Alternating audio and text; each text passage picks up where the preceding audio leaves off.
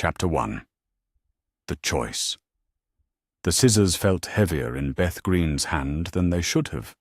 Cold metal against her palm, sharp enough to cut through the gauze that had bound her wrist, sharp enough to do what she was thinking.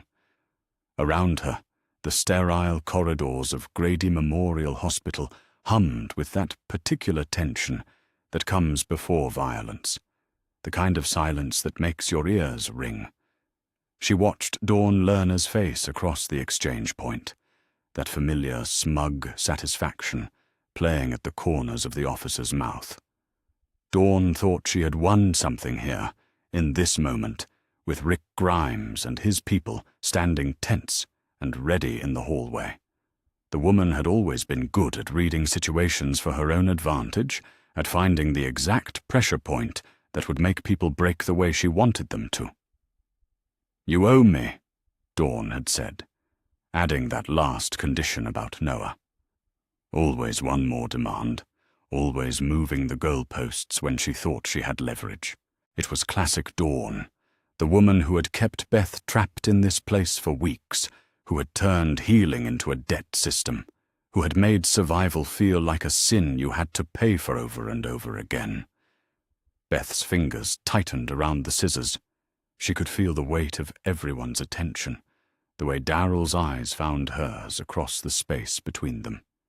He looked older than when she'd last seen him, more weathered, but there was something in his expression that reminded her of those quiet moments they'd shared after the prison fell, when it had been just the two of them against the world, learning to trust each other in ways that went deeper than words.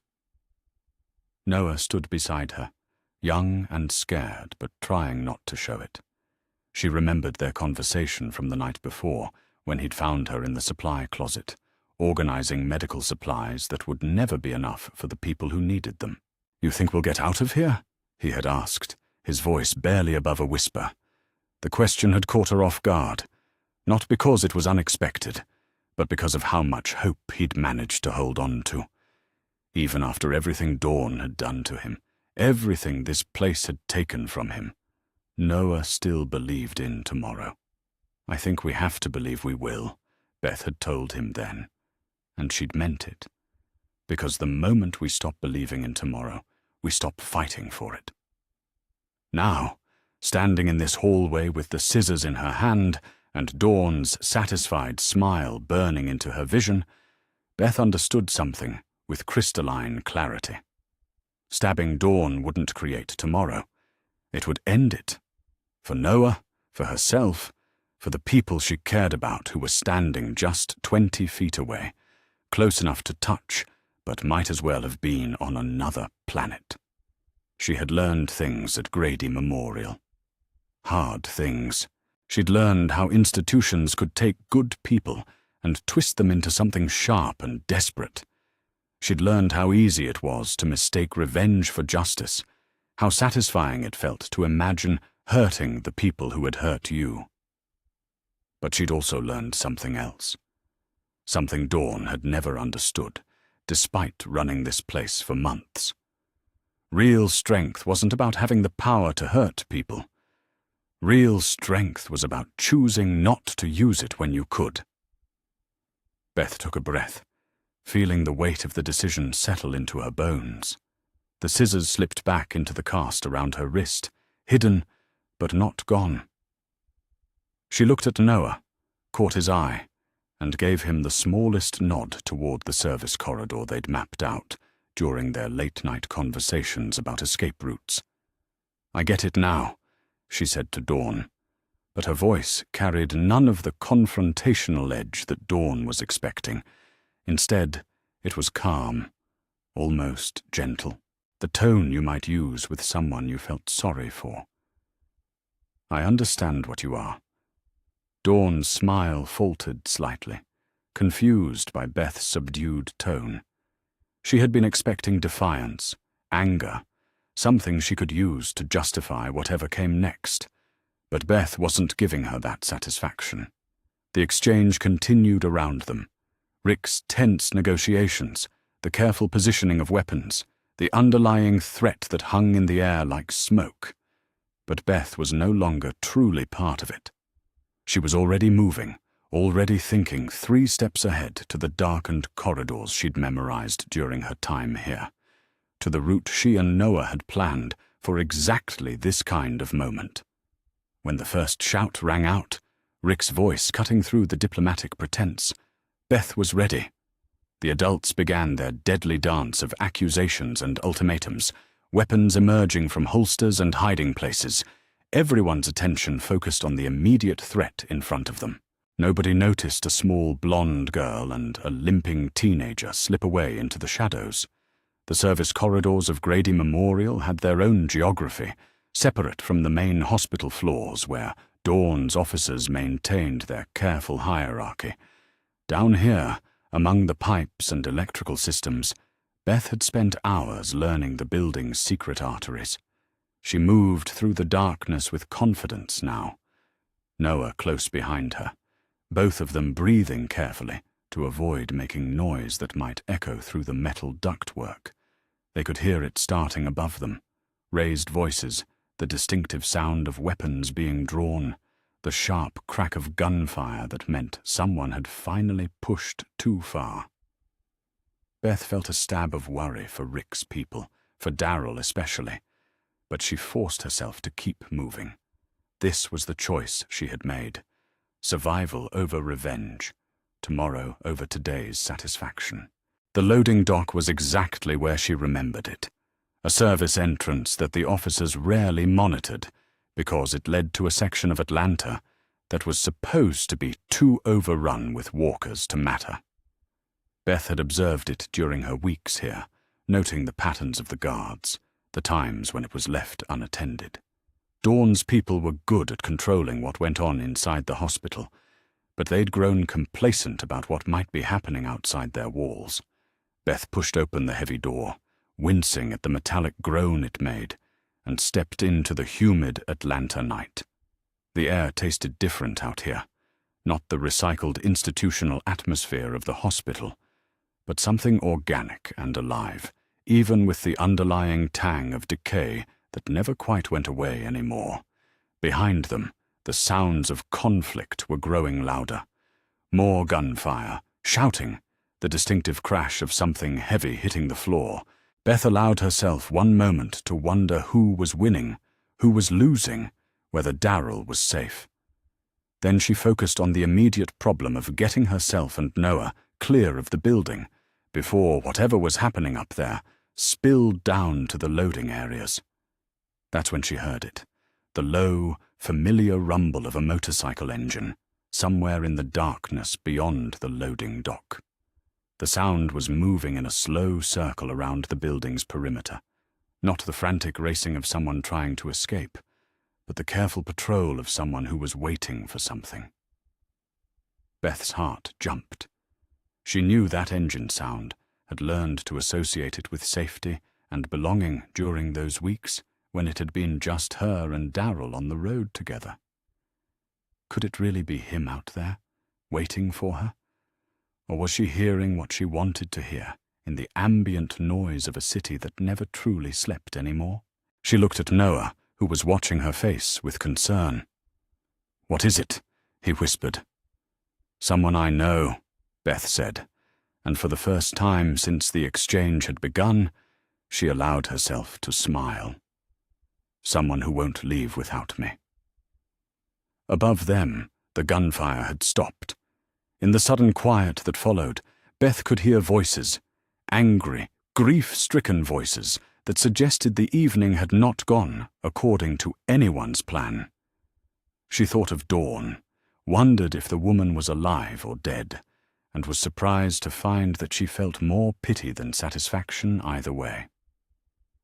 Dawn Lerner had been a person shaped by this world into something sharp and desperate, someone who had confused control with leadership and fear with respect. But she had also been someone who had tried to save people in the only way she knew how, even when her methods had become part of the problem they were supposed to solve. In the end, that was what Beth had learned at Grady Memorial. Not just about medicine or community organization, but about the thin line between protecting people and controlling them, about the difference between the leader you needed to be and the leader you wanted to be. The motorcycle engine grew closer, and Beth felt something loosen in her chest that she hadn't even realized had been tight. She was going to get out of here. She was going to see Maggie again, and Rick, and Carol, and all the people who had become her family in this impossible world. She was going to have a chance to use what she had learned here, to be the person this experience had shaped her to become. But first, she was going to find Darrell Dixon in the darkness outside this place, and she was going to tell him that she had chosen to come back to him, that when the moment came to decide between revenge and hope, between ending something and beginning something else, she had chosen the harder path. She had chosen tomorrow. Chapter 2. The Reunion.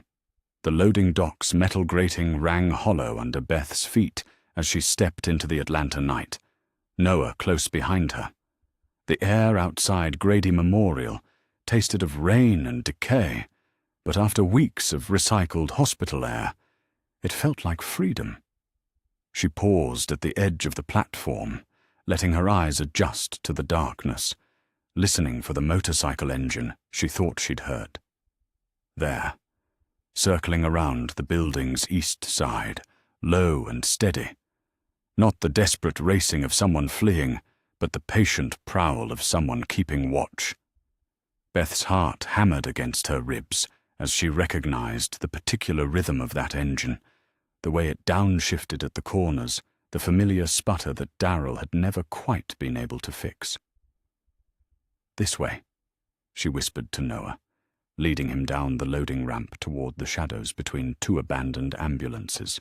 The vehicles had been sitting there since the early days of the outbreak, their doors hanging open like broken wings, medical supplies scattered across the asphalt from whatever desperate scene had played out here months ago. The motorcycle sound grew closer, and Beth found herself holding her breath without meaning to. During her time at Grady, she had trained herself not to hope too hard for rescue, not to waste energy on fantasies of someone coming to save her.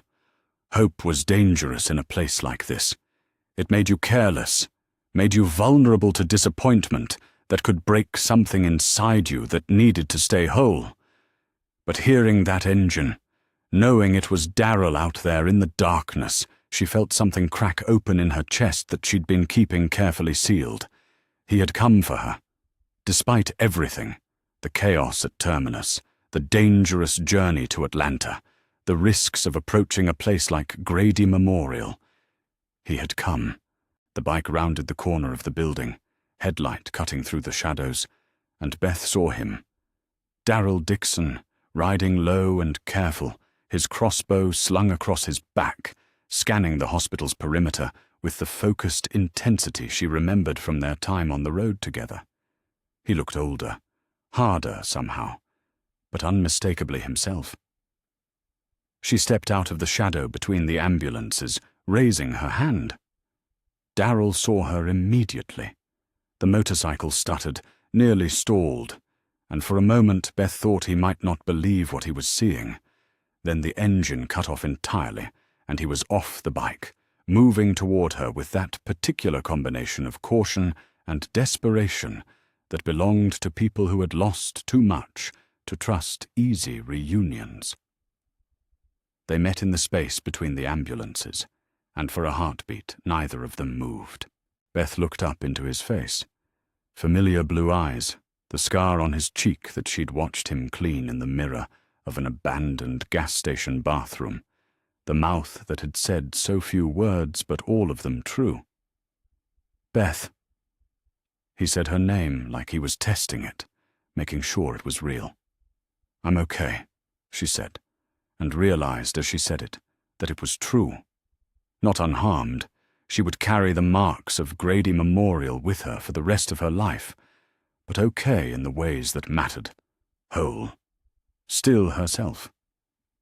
Darrell's eyes moved over her face, cataloguing changes, the way she held herself differently now, more alert, more guarded, the small scar on her temple where an officer's baton had caught her during her first week at Grady. The way she watched the shadows around them, even while they were talking, always checking the corners, always ready. "Noah," she said, gesturing to the young man who had been hanging back, giving them space for their reunion. "He helped me. We need to get him out of here, too." Darryl nodded, his attention shifting to take in Noah's injured leg, the way the boy favored it. "Rick's got the group a few blocks east, church." His voice was rough, like he hadn't used it much lately. "Been waiting." From inside the hospital, they heard it. A single gunshot, sharp and final. Then voices, shouting, and the sound of people moving quickly through hallways. Beth felt Noah tense beside her, and she reached out to touch his arm. "Dawn?" Darryl asked, reading something in Beth's expression. "Probably." Beth felt a complex knot of emotions. Relief, sadness, something that might have been guilt. She wasn't going to let anyone go. Not really. Darryl studied her face in the dim light from the hospital windows. Beth wondered what he saw there, what the weeks at Grady had written across her features. She felt different than the girl who had been taken from that cemetery, more aware of the weight of choices, of the cost of survival. But she also felt more herself, if that made sense, like the crisis had burned away things that weren't essential, leaving behind something clearer and stronger. "You sure you're okay?" Darryl asked again, and Beth understood that he wasn't just asking about her physical condition. "I learned things," she said. "Hard things. But I'm still me." Darryl nodded, accepting this. It was one of the things she had always appreciated about him. He didn't need explanations for everything, didn't push for details when someone told him they were handling something. He trusted people to know their own minds. "We gotta move," he said, glancing back at the hospital, where the sounds of conflict were growing louder. "Gonna be crawlers coming to investigate all that noise." He was right. In Atlanta, gunfire was like a dinner bell for the dead. They had maybe 10 minutes before the area became dangerous in an entirely different way. Darryl went back to his motorcycle, checking the engine, adjusting something on the carburetor. Beth watched his hands move over the familiar machinery, the competent way he handled equipment that had kept him alive through everything this world had thrown at him. There was something deeply comforting about the mundane efficiency of it, the way some things remained constant even when everything else shifted. 3 of us? 1 bike, Noah observed, limping over to where they stood.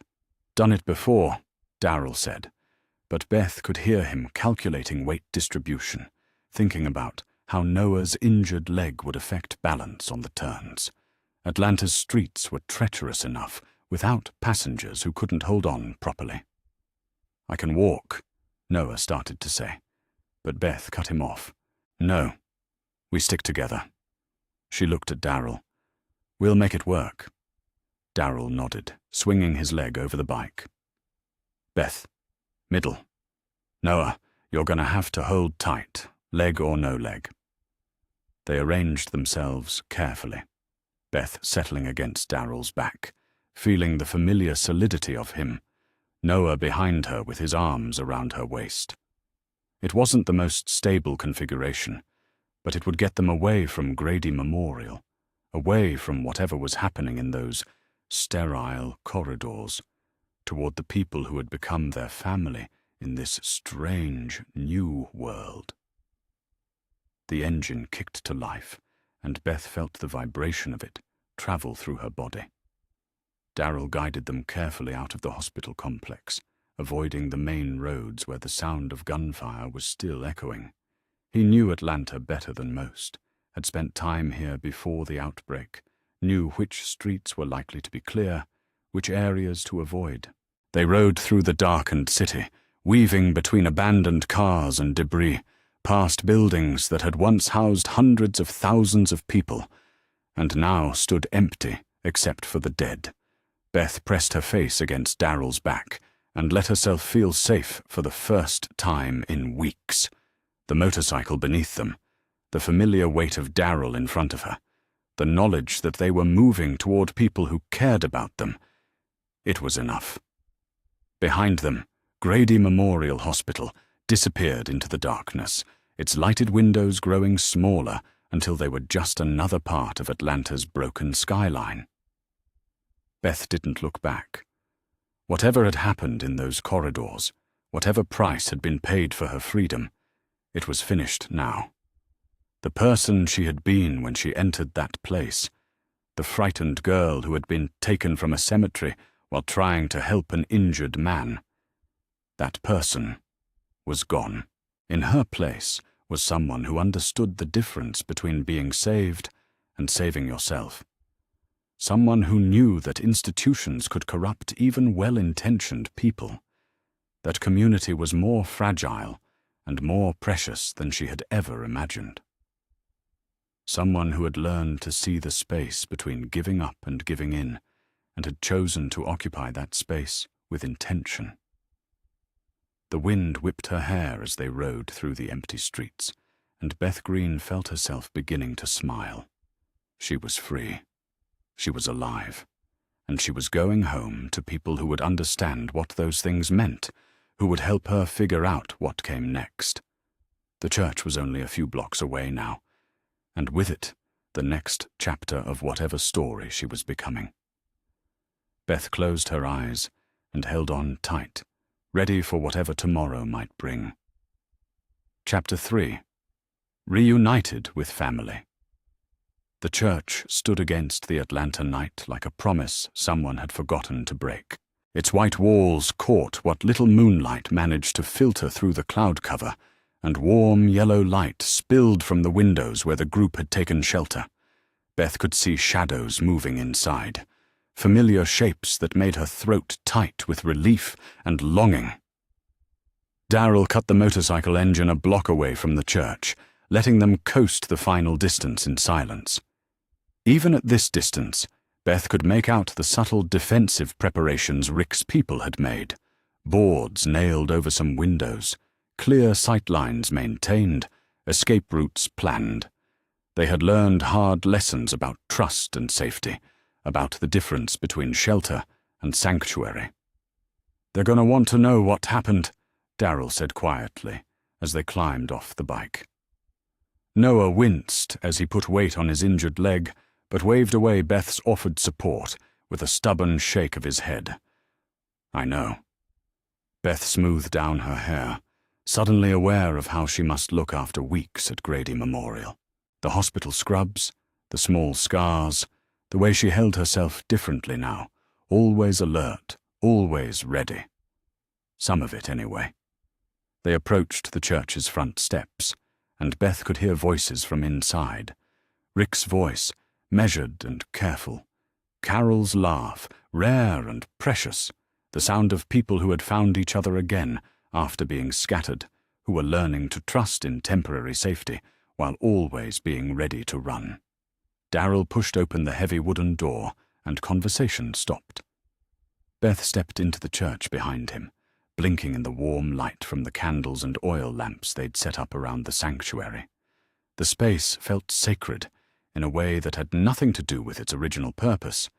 It was full of people who mattered to her, people who had survived impossible things, and somehow found their way back to each other. For a heartbeat, nobody moved. Then Maggie was on her feet, her face cycling through disbelief and hope and joy so quickly it was like watching someone remember how to breathe. "Beth?" The word came out broken, questioning, like Maggie was afraid that saying it too loud might make the vision disappear. Beth felt her own composure crack at the sound of her sister's voice, at the raw hope and pain in it. "Hey, Maggie." Then they were moving toward each other, meeting in the center of the church's aisle, and Beth was in her sister's arms for the first time since the prison fell. Maggie held her tight, fierce, like she was trying to convince herself that Beth was real and whole and there. Beth breathed in the familiar scent of her sister, road dust and determination, and that particular Maggie smell that meant home, even when home was just wherever they happened to be standing. "We thought—" Maggie started, then stopped, her voice catching. "We looked for you. We tried to find you, but there were so many places, so many ways you could have gone." "I know," Beth said, pulling back to look at her sister's face. Maggie looked older, worn thin by worry and loss, but still fundamentally herself. Still the sister who had taught Beth to braid her hair and helped her practice singing when their father wasn't listening. "I'm okay. I'm here." Around them, the rest of the group was getting to their feet, approaching slowly. Beth could see the careful way they moved, the space they gave her and Maggie, while still making it clear that she was welcome, that she belonged here. These people had become experts at reading trauma, at knowing when someone needed space and when they needed to be surrounded by family. Rick stepped forward first, his face serious but kind. "Beth, good to see you." His eyes moved over her, taking in the changes, the hospital scrubs, the alert way she watched the room's corners, the mature composure that hadn't been there before. "You hurt?" "Nothing that won't heal," Beth said, and saw him accept that with a slight nod. Rick understood about injuries that couldn't be seen, about the difference between being hurt and being broken. Glenn and Tara hung back, giving her space, but smiling. Carol approached with that particular gentle fierceness that meant she was fighting the urge to mother someone. Tyrese and Sasha watched from near the altar, their faces warm with relief. Abraham, Rosita, and Eugene clustered together, still somewhat separate from the core group, but clearly invested in this reunion. Father Gabriel stood apart from the others, near his pulpit, and Beth could see something like nervousness in his expression as he watched her. The last time he had seen her, she had been the farm girl who sang hymns and helped tend to the sick with gentle hands and softer words. The person standing in his church now carried herself differently. More alert, more guarded, more aware of the spaces between trust and survival. "Where were you?" Maggie asked, her hand still gripping Beth's arms like she was afraid her sister might disappear again. "We searched every building between here and the funeral home. Darryl nearly got himself killed checking places you might have been taken."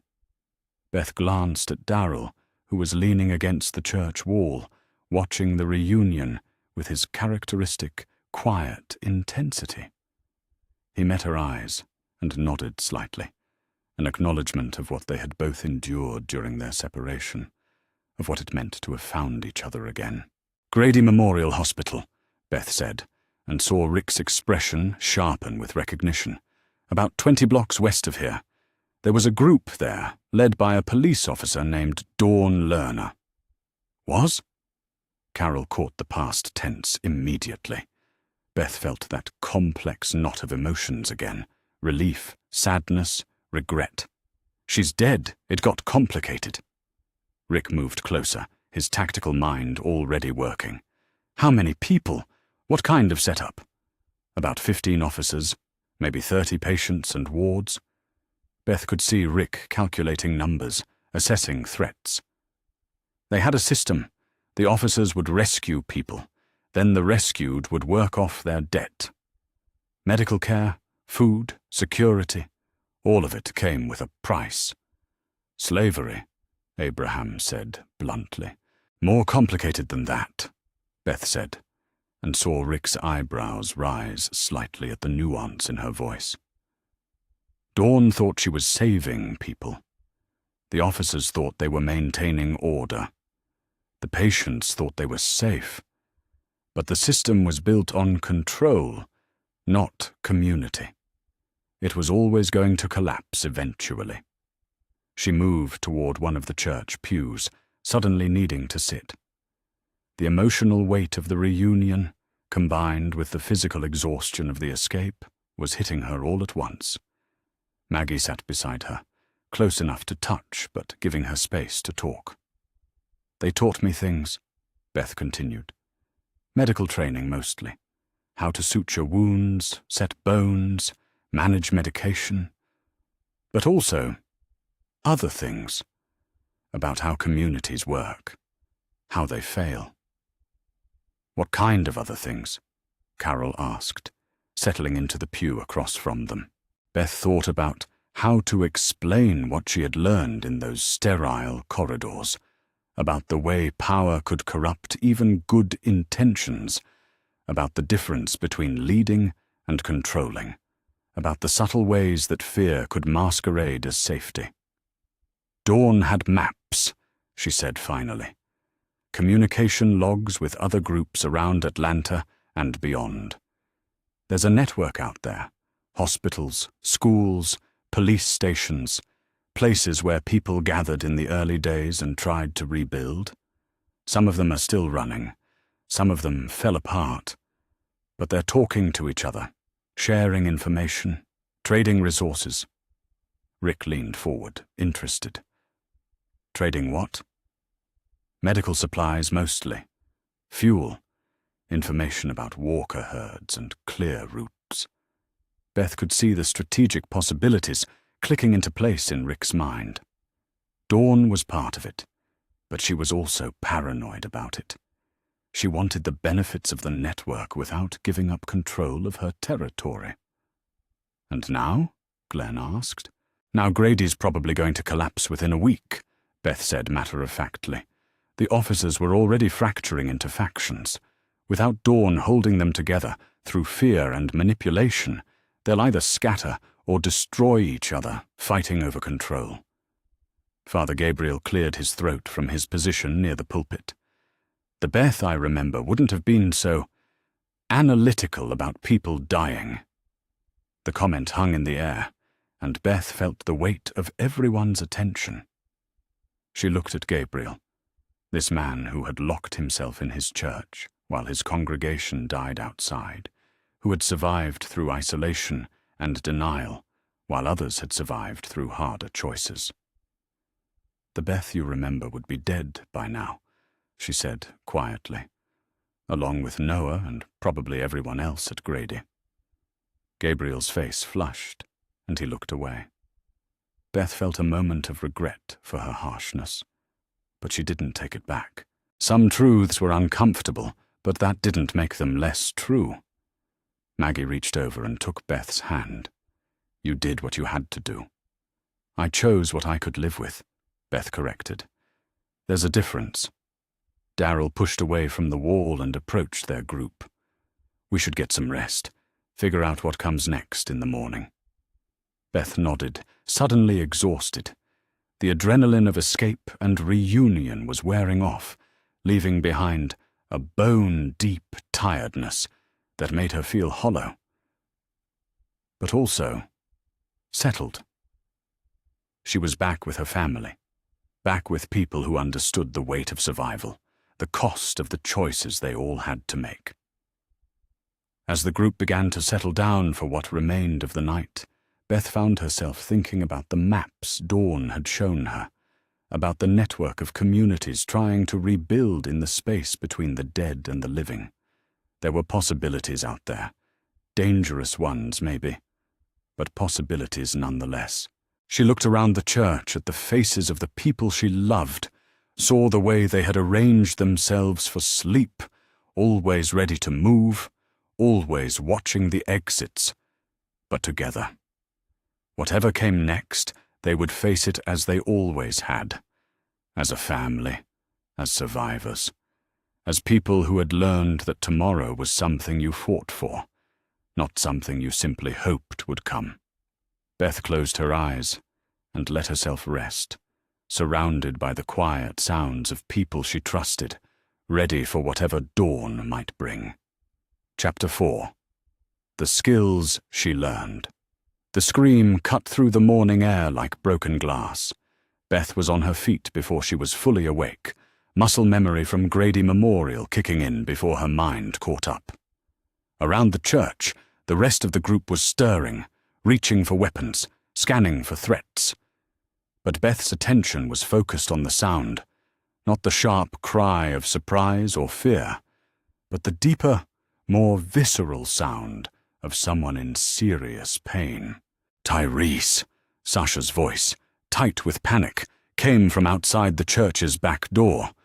Beth grabbed the medical supplies she'd insisted on organizing the night before, materials scavenged from Grady and supplemented with what they'd been able to find in Atlanta's abandoned pharmacies. She moved toward the sound with the kind of focused calm that would have surprised the girl she'd been before Grady Memorial. Crisis had its own rhythm, its own requirements, and she had learned to move within it with purpose. Outside, she found Tyrese on the ground beside a collapsed section of the church's back fence, Sasha kneeling beside him, Noah hovering nearby, with his face pale. Tyrese was conscious but bleeding, his left arm hanging at an unnatural angle, and Beth could see the distinctive tear pattern in his jacket sleeve that meant walker teeth. What happened? Rick appeared beside her, taking in the scene with tactical efficiency. Fence gave way when he was checking the perimeter, Sasha said, her voice shaking. There were 3 of them trapped underneath. He got 2, but the third... Got me, Tyrese finished through gritted teeth. His dark skin had taken on an ashen tone that Beth recognized from her time treating shock patients at Grady. Bit right through the jacket. Beth knelt beside him, her hands already moving to examine the wound. The bite was on his forearm, about 3 inches below the elbow. Deep enough to be serious, but not immediately life-threatening if treated properly. Around the puncture wounds, she could see the beginning signs of infection that came with walker bites, but also something else. "When did this happen?" she asked, gently probing the edges of the wound. "Maybe 10 minutes ago," Noah said. "I heard the fence break, came running." 10 minutes. Beth felt something ease in her chest. Not relief, exactly, but a kind of professional assessment. 10 minutes was manageable. 10 minutes meant they had options. "Rick, I need boiling water, alcohol if we have any, and something I can use for a tourniquet." Her voice was steady, authoritative in a way that surprised even her. "Sasha, hold his shoulders. Keep him still." "Beth," Tyrese said, his eyes finding hers. There was acceptance in his expression, the look of someone who had seen enough people die from walker bites to know what it usually meant. "You don't have to.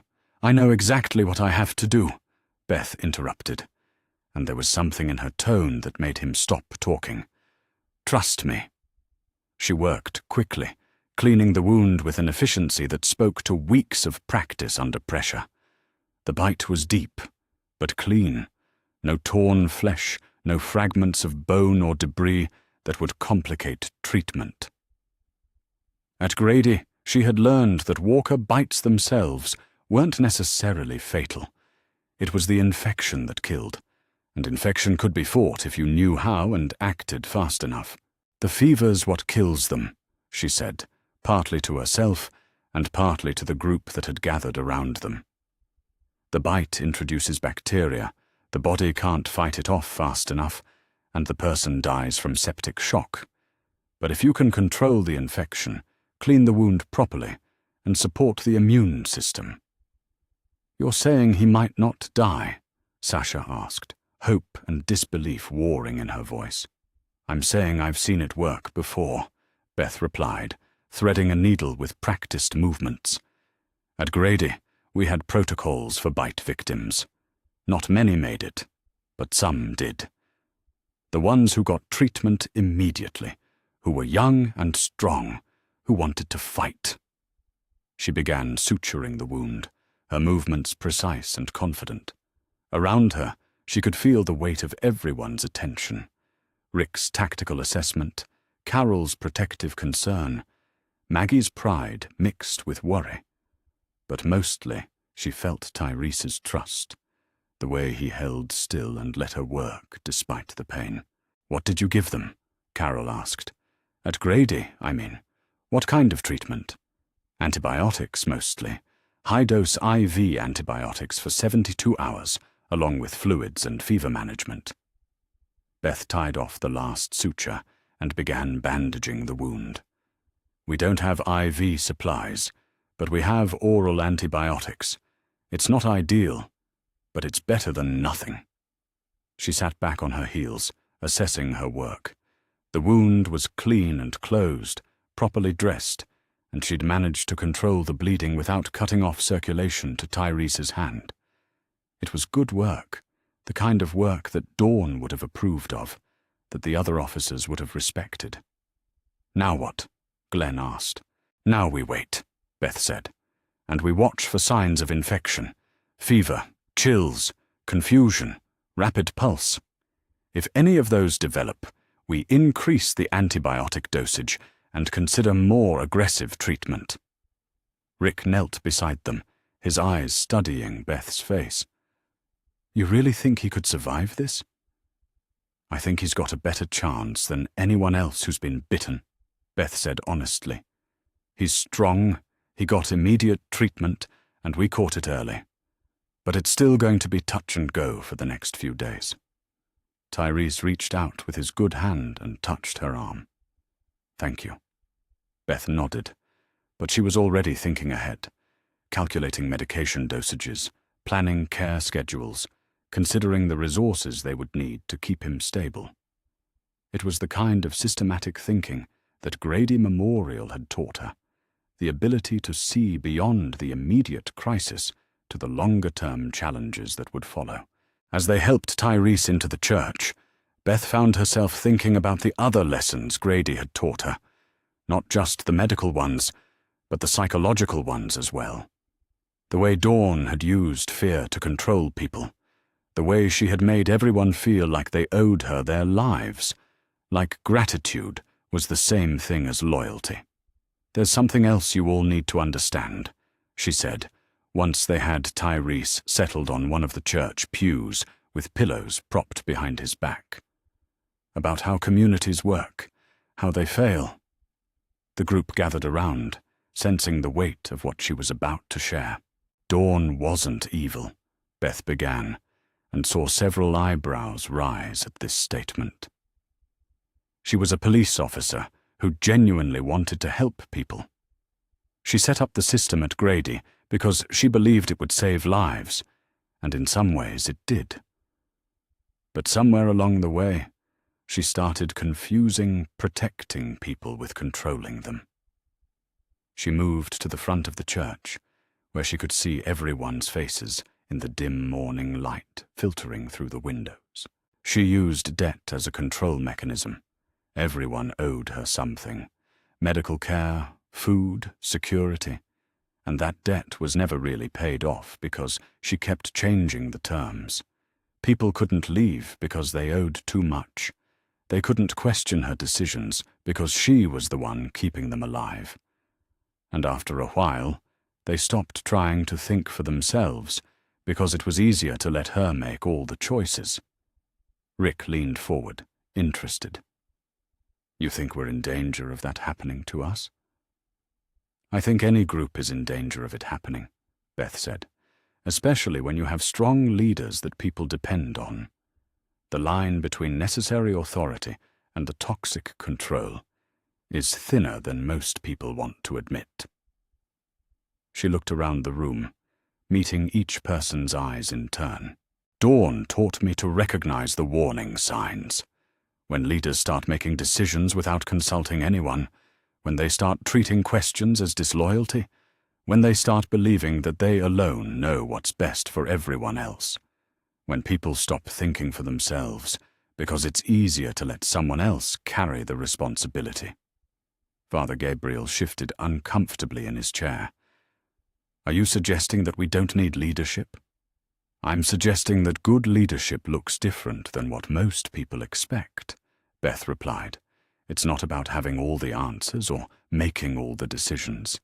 It's about creating space for other people to contribute, to think, to disagree when necessary." She glanced at Rick, who was listening with the kind of focused attention he gave to tactical briefings. Dawn's biggest mistake wasn't being too controlling, Beth continued. It was creating a system where no one else could step up if something happened to her. When she died, the whole community collapsed because everyone had forgotten how to think and act independently. Tyrese spoke up from his position on the pew, his voice still weak but steady. So what are you saying we should do differently? Beth considered the question, thinking about the conversations she'd had with Noah during their long nights at Grady, about the community structures they'd imagined that might work better than what they'd seen. We need to make sure everyone has skills that matter, she said. Not just fighting skills or scavenging skills, but decision-making skills, leadership skills. We need to practice disagreeing with each other without it turning into a crisis. We need to plan for what happens if any one of us, even Rick, isn't available to make critical decisions. She paused, then added, and we need to make sure that helping people doesn't turn into controlling them. That keeping people safe doesn't mean keeping them helpless. The church fell quiet as people absorbed what she had said. Beth could see them thinking, processing, applying her words to their own experiences with group dynamics and leadership challenges.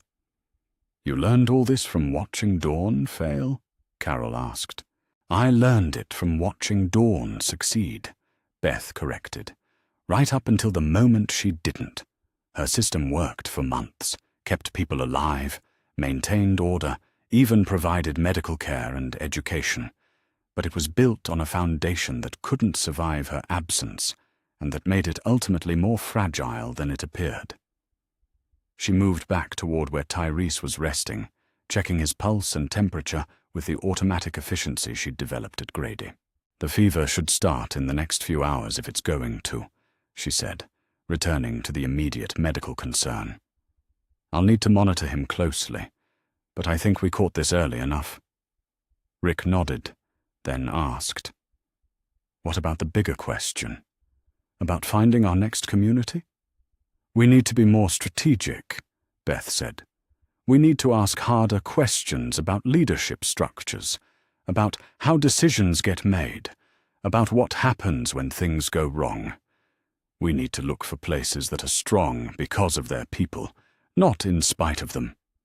As the morning wore on and the group settled into the routine of caring for Tyrese and planning their next moves, Beth found herself thinking about the strange path that had brought her here. 6 months ago, she had been the farm girl who sang hymns and helped with chores. Now she was someone who could treat life-threatening injuries and analyze institutional failures with equal competence. The girl she had been might have seen this as a loss, the end of innocence, the death of optimism. But Beth understood now that it was something else entirely. It was growth. It was the development of skills and insights that could keep the people she loved alive and help them build something better than what they'd lost. She settled into a chair beside Tyrese's makeshift bed, prepared for the long watch ahead. Whatever came next, she would be ready for it in ways she couldn't have imagined before Grady Memorial had taught her the difference between surviving and thriving. Chapter 5. The Road to Washington. The map spread across the hood of Abraham's truck looked like a medical chart. Roads marked in red for danger, yellow for caution, green for the routes that might keep them alive long enough to reach their destination. Beth studied the lines and symbols with the same focused attention she'd once given to her father's veterinary texts. But the knowledge she was applying now came from darker sources. The interstate's faster, Abraham said, his finger tracing the direct route north toward Washington. His voice carried that particular edge it got when he was trying to balance military efficiency with civilian safety. We could make it in 3 days if we push hard. Fast isn't always better, Beth replied, her own finger following a more circuitous path through smaller roads and rural highways. Not when fast means predictable. Around the truck, The rest of the group listened with the careful attention of people who had learned that route planning was often the difference between making it to tomorrow and becoming part of the landscape. Tyrese sat on a folding chair they'd scavenged from an abandoned campground, his bandaged arm supported by a makeshift sling. The antibiotics were working. His fever had broken 2 days ago, and the wound was healing clean, but he still tired easily. "What are you thinking?" Rick asked, moving to study the map alongside them. Beth pointed to a cluster of red marks along the interstate corridor. The officers at Grady had radio contact with military checkpoints all along this route. Most of them fell in the first wave, but some held out longer. Long enough to become fortified positions with supplies and equipment that other groups want.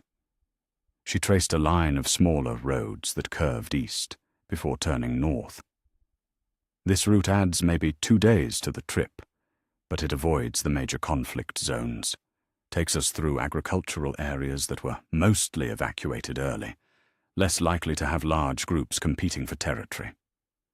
Abraham studied her proposed route with professional interest. "You learned all this from hospital radio chatter?" "Dawn was paranoid about supply lines," Beth said. She kept detailed logs of every group movement in a 100-mile radius, every resource conflict, every territory change. I helped her update the maps for 6 weeks. Eugene cleared his throat from his position near the truck's tailgate. "The laboratory facilities I need to access are primarily located in the metropolitan D.C. area. Taking rural routes could significantly delay our mission timeline." There was something in Eugene's tone that made Beth look at him more closely. She had noticed things about Eugene during their time at the church. The way he deflected direct questions about his work, the vague terminology he used when describing his alleged cure research, the careful way he avoided making specific promises about timelines or outcomes. At Grady, she had learned to recognize the particular cadence of institutional lies, the way people spoke when they were trying to maintain a fiction they half believed themselves. Eugene's speech patterns triggered the same recognition. "Eugene," Beth said gently, "what exactly are you planning to do when we get to Washington?" The question hung in the air like smoke. Around the truck, conversation stopped as everyone registered the careful way she had phrased it. Not, "What's your plan for developing the cure?" but, "What are you planning to do?" Eugene's face went through a series of micro-expressions, surprise, calculation, something that might have been relief. The research protocols are complex. There are multiple variables to consider.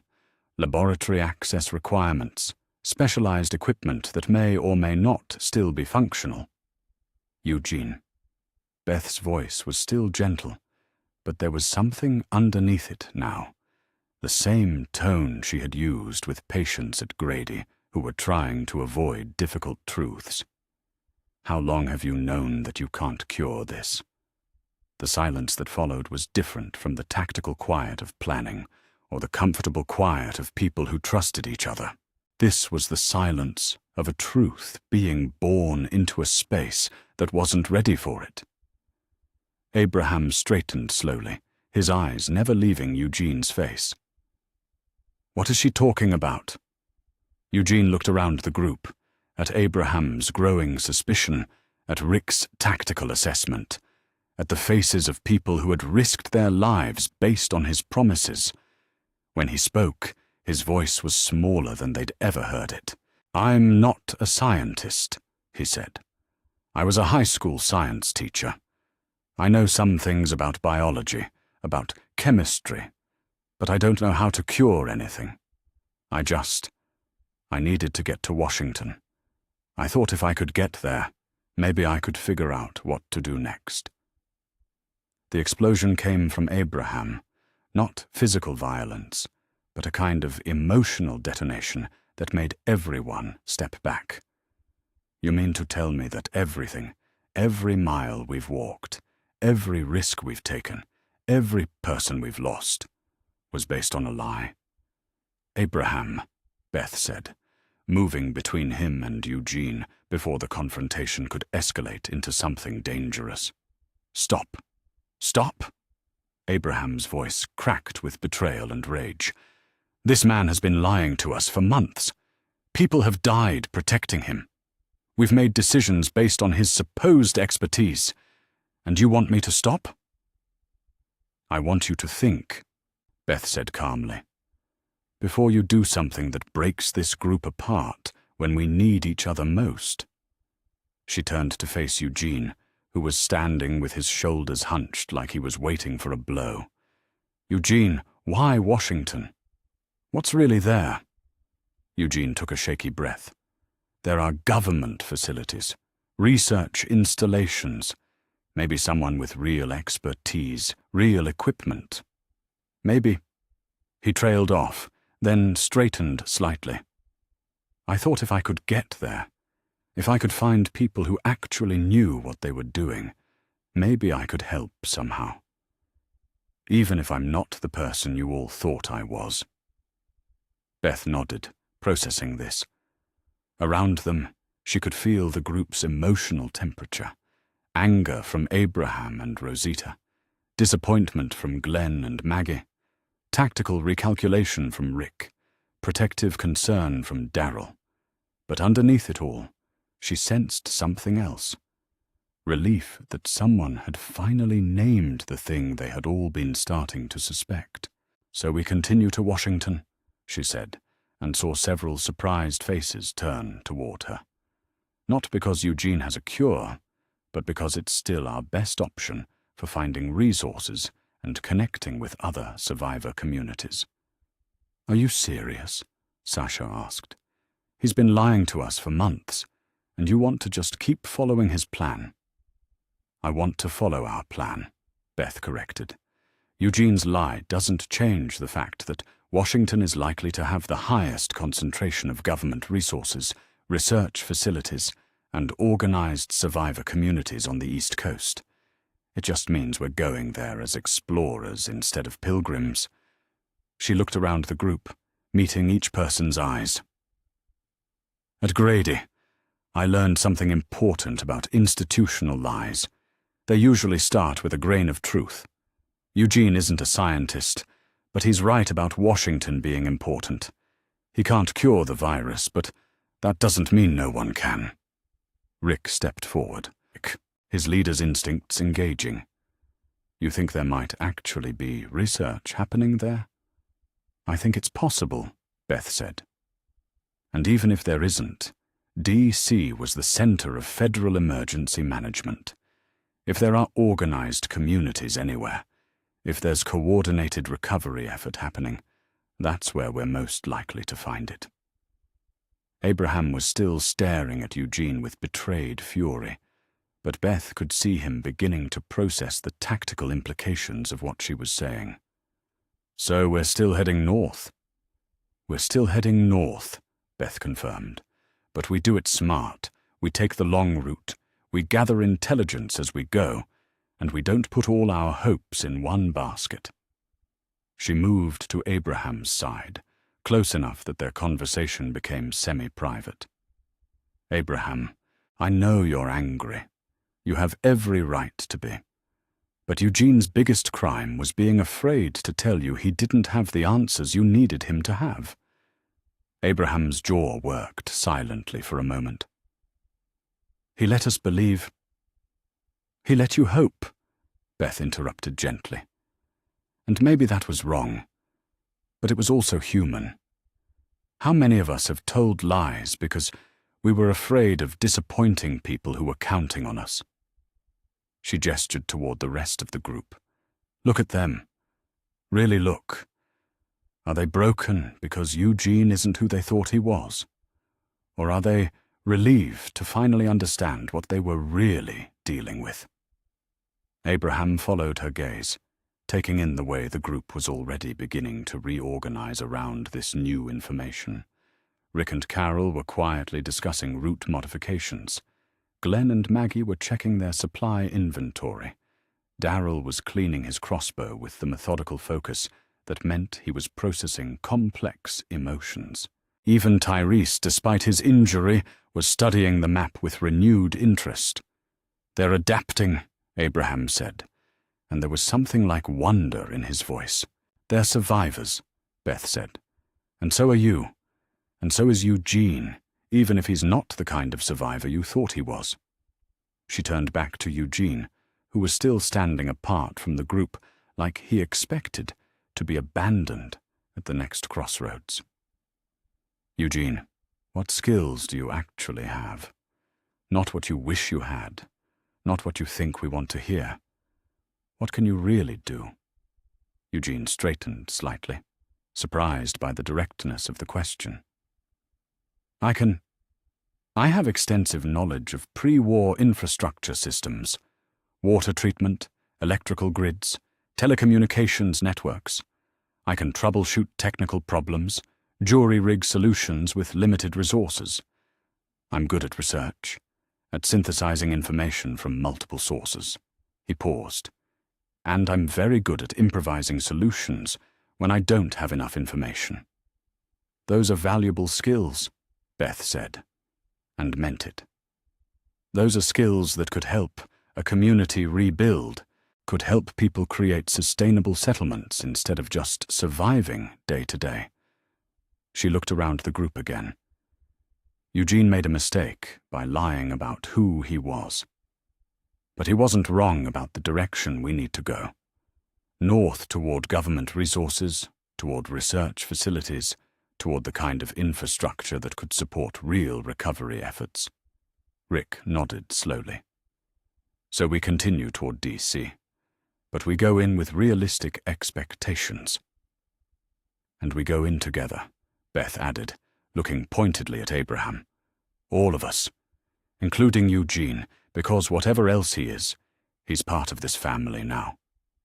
Abraham stared at Eugene for a long moment, then sighed deeply. "You ever lie to us again about something this important, and I will personally feed you to the first walker we come across." Eugene nodded earnestly. "Understood." As the group began to settle into the new reality, Beth found herself thinking about the strange paths that led people to become who they needed to be. Eugene had lied because he was afraid of being alone, afraid of being seen as useless in a world that demanded strength and expertise he didn't possess. But in the process, he had connected them to a goal that might actually serve them better than the fantasy he had originally offered. Sometimes the truth was more valuable than the lie, even when the lie had seemed more hopeful. Sometimes the journey mattered more than the destination, and sometimes the people you traveled with were more important than the reasons that brought you together in the first place.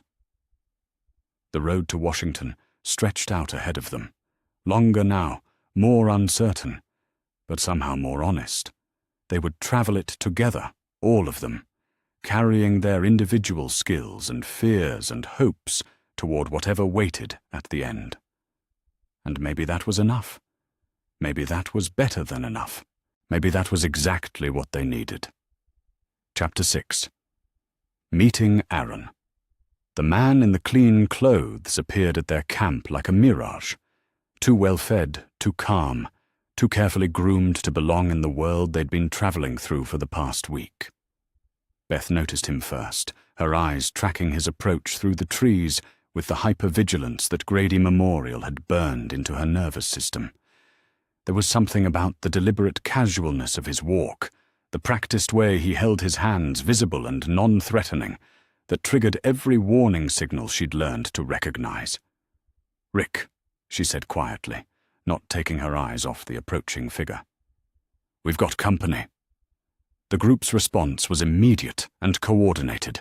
Weapons appeared in hands, positions shifted to provide cover and clear sight lines. Conversations stopped mid-sentence, but the stranger continued his approach with the kind of confident calm that suggested he either had backup nearby or was very sure of his ability to handle whatever reception he might receive. "Hello," he called out when he was still 20 feet away. "I'm Oren. I know this is sudden, but I have good news. You're not in danger, and neither am I. I'm here because I believe you're good people, and I think you might be interested in what I have to offer." Beth studied Aaron's face as he spoke, cataloguing the details that told stories about where he'd been and what he'd survived.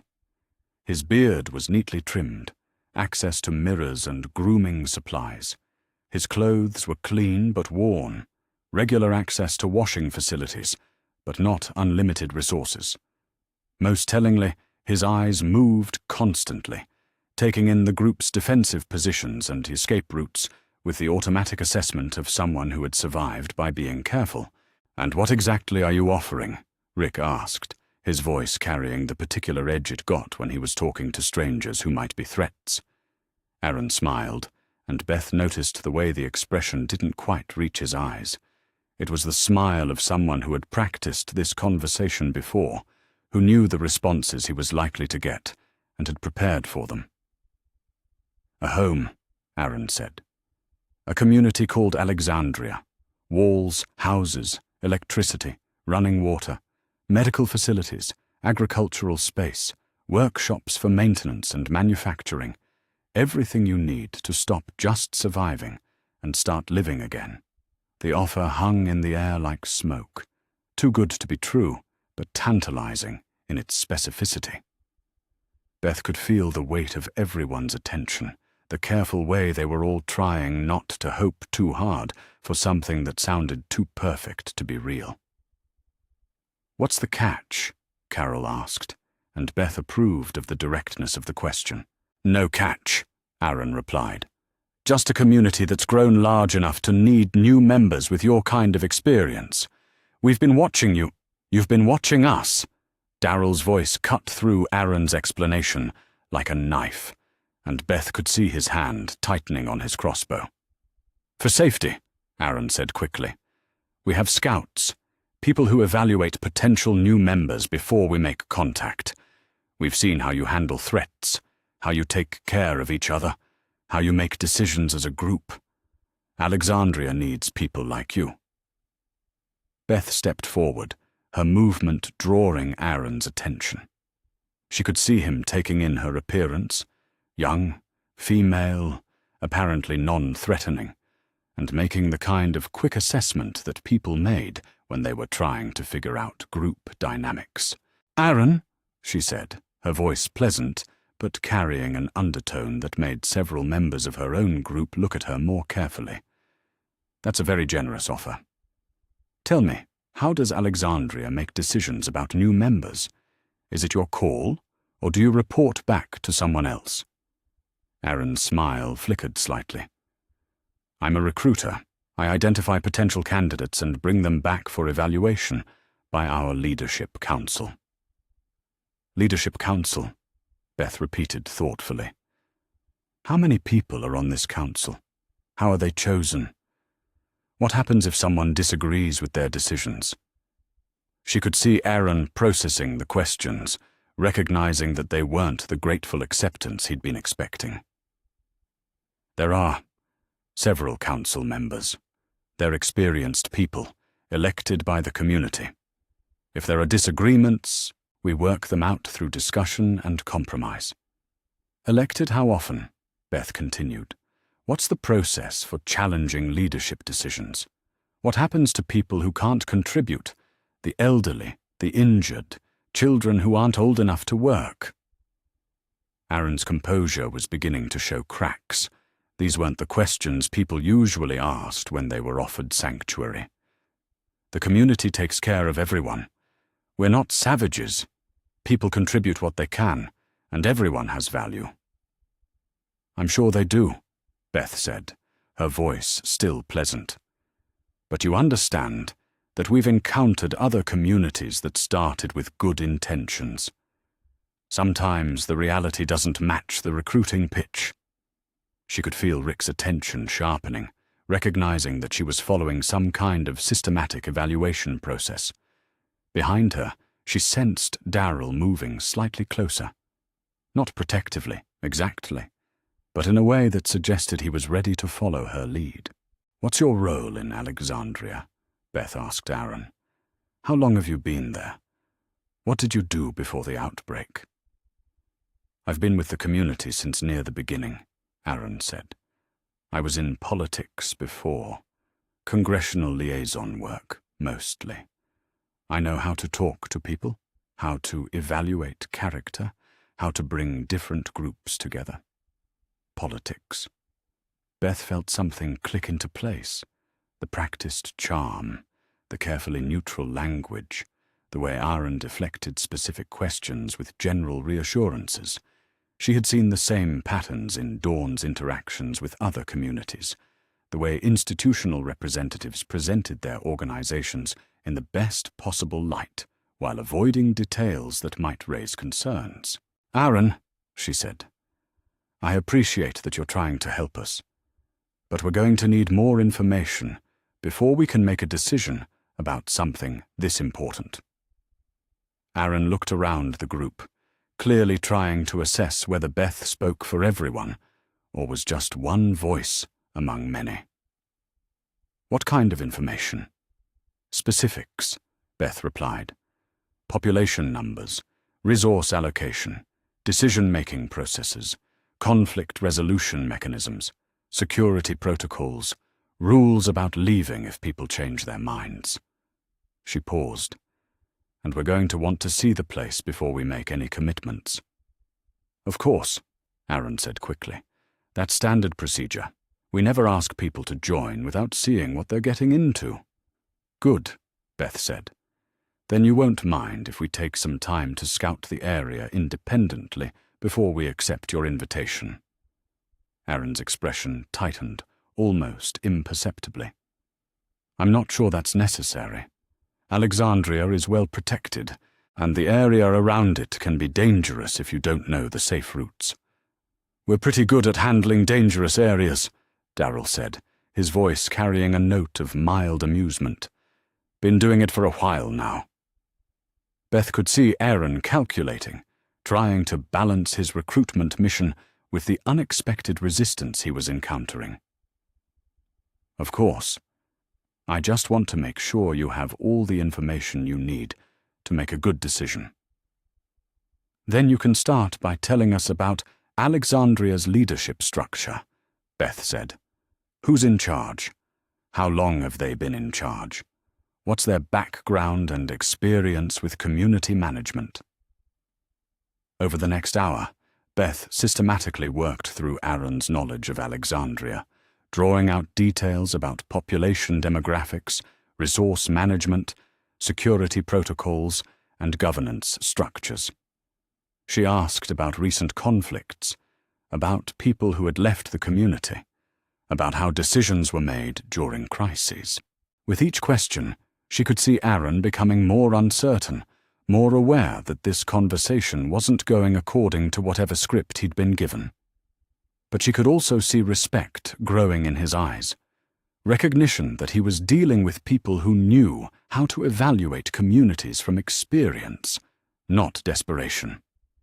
When the conversation finally ended, Aaron had agreed to give them 2 days to scout Alexandria independently before making any decisions. He would wait at a predetermined meeting point while Beth and Darrell examined the community's defenses, observed their routines, and assessed the reality behind the recruitment pitch. "You think he's telling the truth?" Rick asked, after Aaron had withdrawn to a respectful distance. "I think he believes most of what he's saying," Beth replied. "But I also think he's presenting the best possible version of reality. The question is how much worse the actual situation is than what he's describing." She looked toward where Darrell was checking his equipment, preparing for their scouting mission. "There are good communities out there, places where people have figured out how to live together, how to build something sustainable. But there are also places that look good from the outside and turn out to be more complicated once you're committed to staying. Like Grady," Maggie said quietly. "Like Grady," Beth agreed, "but also potentially better than Grady, if we're smart about how we approach it." That evening, As Beth and Darrell prepared for their reconnaissance mission, she found herself thinking about the strange path that had brought her to this moment. 6 months ago, she would have accepted Aaron's offer immediately, grateful for any promise of safety and stability. Now, she found herself weighing possibilities and risks with the systematic caution of someone who had learned that hope was most dangerous when it wasn't tempered by experience. "You ready for this?" Darrell asked, adjusting the strap of his crossbow. "Ready to find out what we're really dealing with," Beth replied. "Ready to make sure that if we do this, we do it with our eyes open." They set off into the Virginia countryside, moving through the darkness toward a community that might offer everything they'd been searching for, or might turn out to be another beautiful lie wrapped around a harder truth. Either way, they would approach it together, armed with the knowledge that the best way to evaluate a promise was to see what it looked like when no one was trying to sell it to you. The night ahead would tell them whether Alexandria was the sanctuary Aaron claimed it to be, or whether it was something more complicated, another place where good intentions had evolved into systems of control, where the price of safety might be higher than they were willing to pay. But whatever they found, they would find it honestly, and they would make their decision based on reality rather than hope. That was the lesson Grady Memorial had taught them, and it was a lesson that might just keep them alive long enough to find something better than what they'd lost. Chapter 7. Alexandria. Integration. The house felt too clean, too quiet, too much like the world that had ended.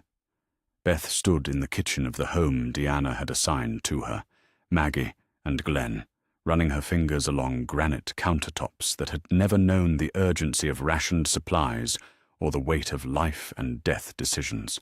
Through the window she could see children playing in a yard.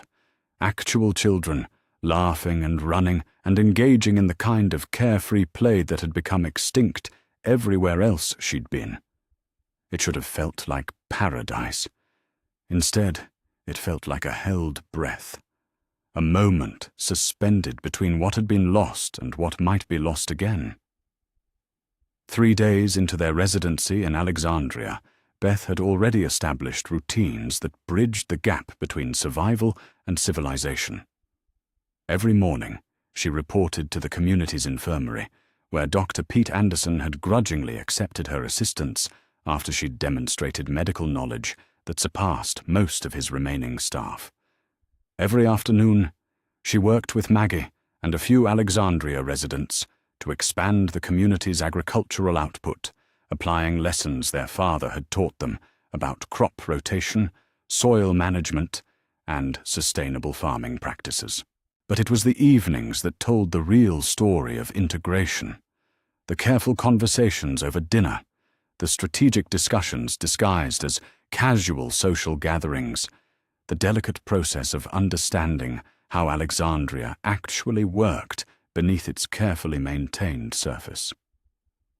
"The medical supplies are well organized," Beth told Deanna during one of their regular check-ins, "but they're not prepared for mass casualty events. Everything is set up for routine care. Checkups, minor injuries, chronic condition management. If something catastrophic happened, if there were multiple serious trauma cases at once, the system would collapse quickly." Deanna nodded, making notes on the ever-present legal pad she carried. The former congresswoman had approached Beth's integration with the same systematic attention she gave to all community management issues, viewing her as both an asset to be leveraged and a potential source of information about the outside world. "What would you recommend?" Deanna asked. "Cross-training," Beth replied immediately. "Everyone with medical background should be familiar with trauma protocols. We should establish triage procedures, stockpile surgical supplies, and create redundant treatment spaces in case the main infirmary is compromised." She paused, choosing her words carefully. "And we should train non-medical personnel in basic first aid and emergency response. In my experience, medical crises don't wait for convenient timing. Deanna's pen stopped moving. Your experience? Beth met her eyes steadily. I spent 6 weeks working in a hospital-based community. I learned a lot about what works and what doesn't when you're trying to provide medical care in an unstable environment. It was a diplomatic way of describing Grady Memorial, accurate without being specific about the circumstances that had ended her time there. Beth had learned to be selective about which details of her experience she shared with Alexandria's leadership. Some stories were useful for building credibility and supporting policy recommendations. Others were simply too dark to serve any constructive purpose. I'd like you to prepare a formal recommendation, Deanna said. Something we can present to the Council for resource allocation. Of course. Beth had been expecting this request. In the 3 days since their arrival, she had already identified several areas where Alexandria's infrastructure could be improved, not just medical preparedness, but security protocols, resource management, and communication systems. After her meeting with Deanna, Beth walked through Alexandria's streets, observing the rhythms of daily life with the analytical eye she'd developed at Grady Memorial. Children walked to school without escort.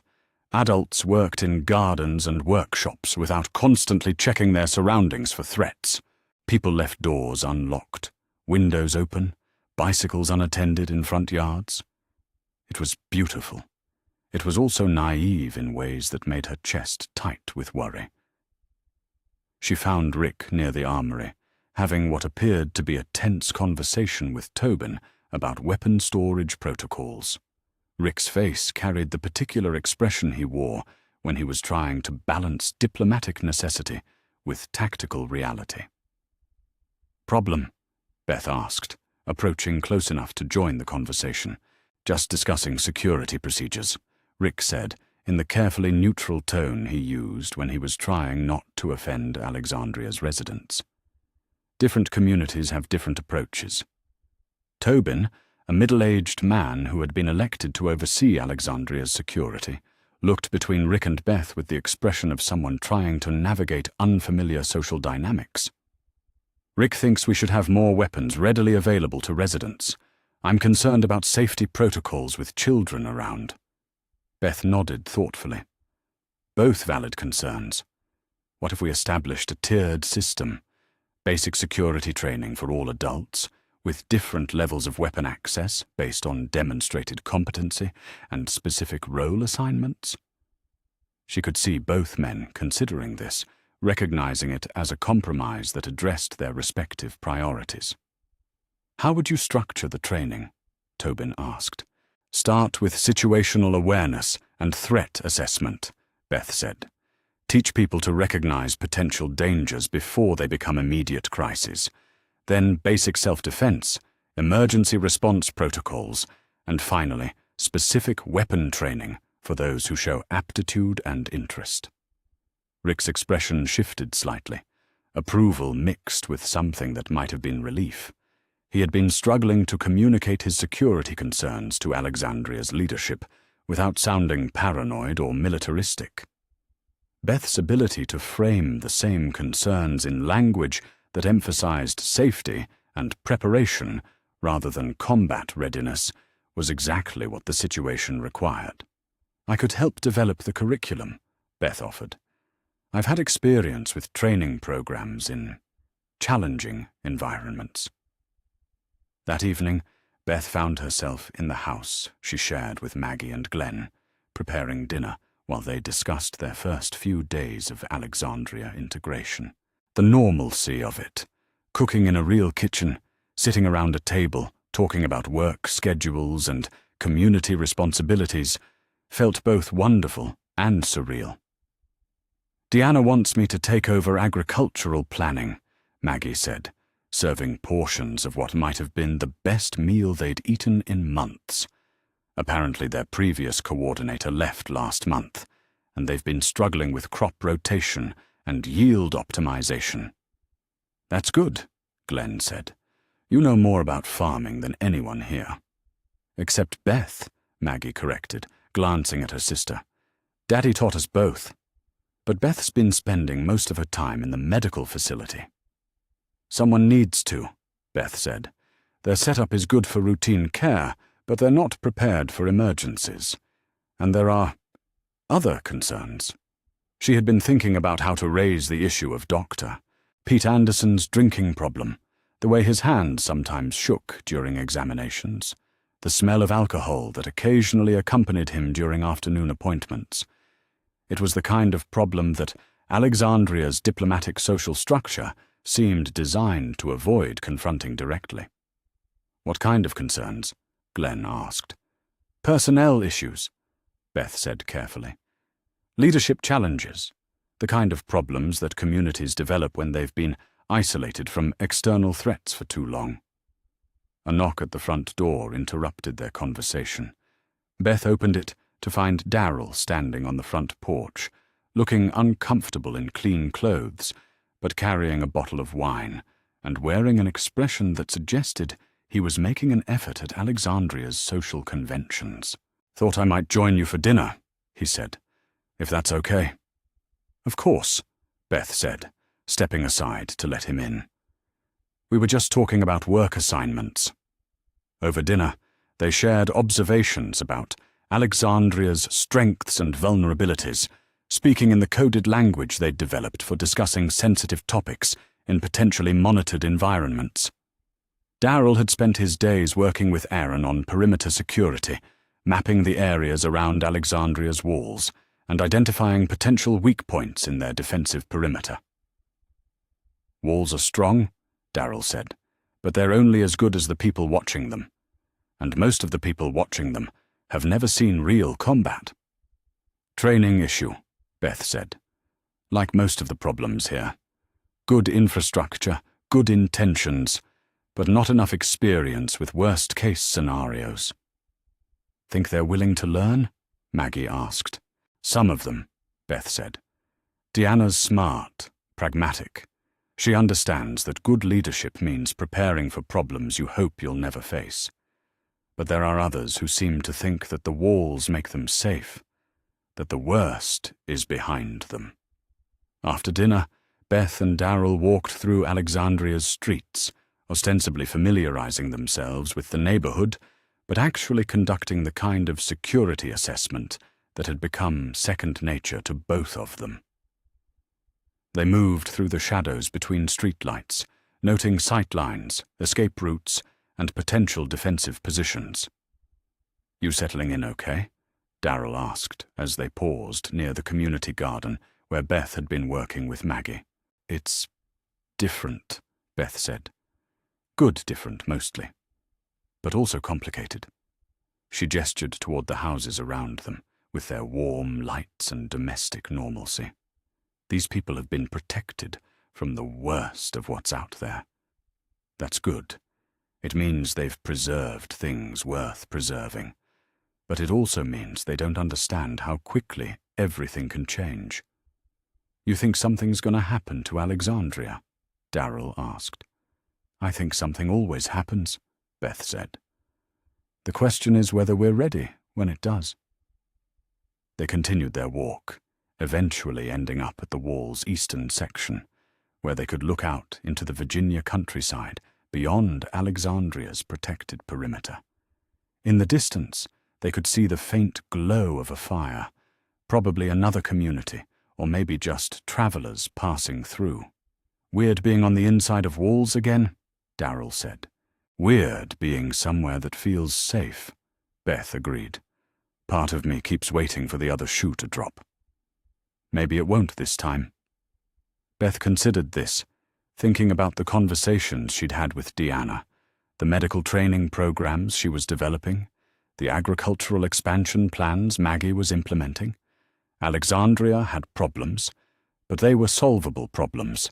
The community had resources, leadership, and, most importantly, a genuine commitment to building something sustainable rather than just surviving day to day.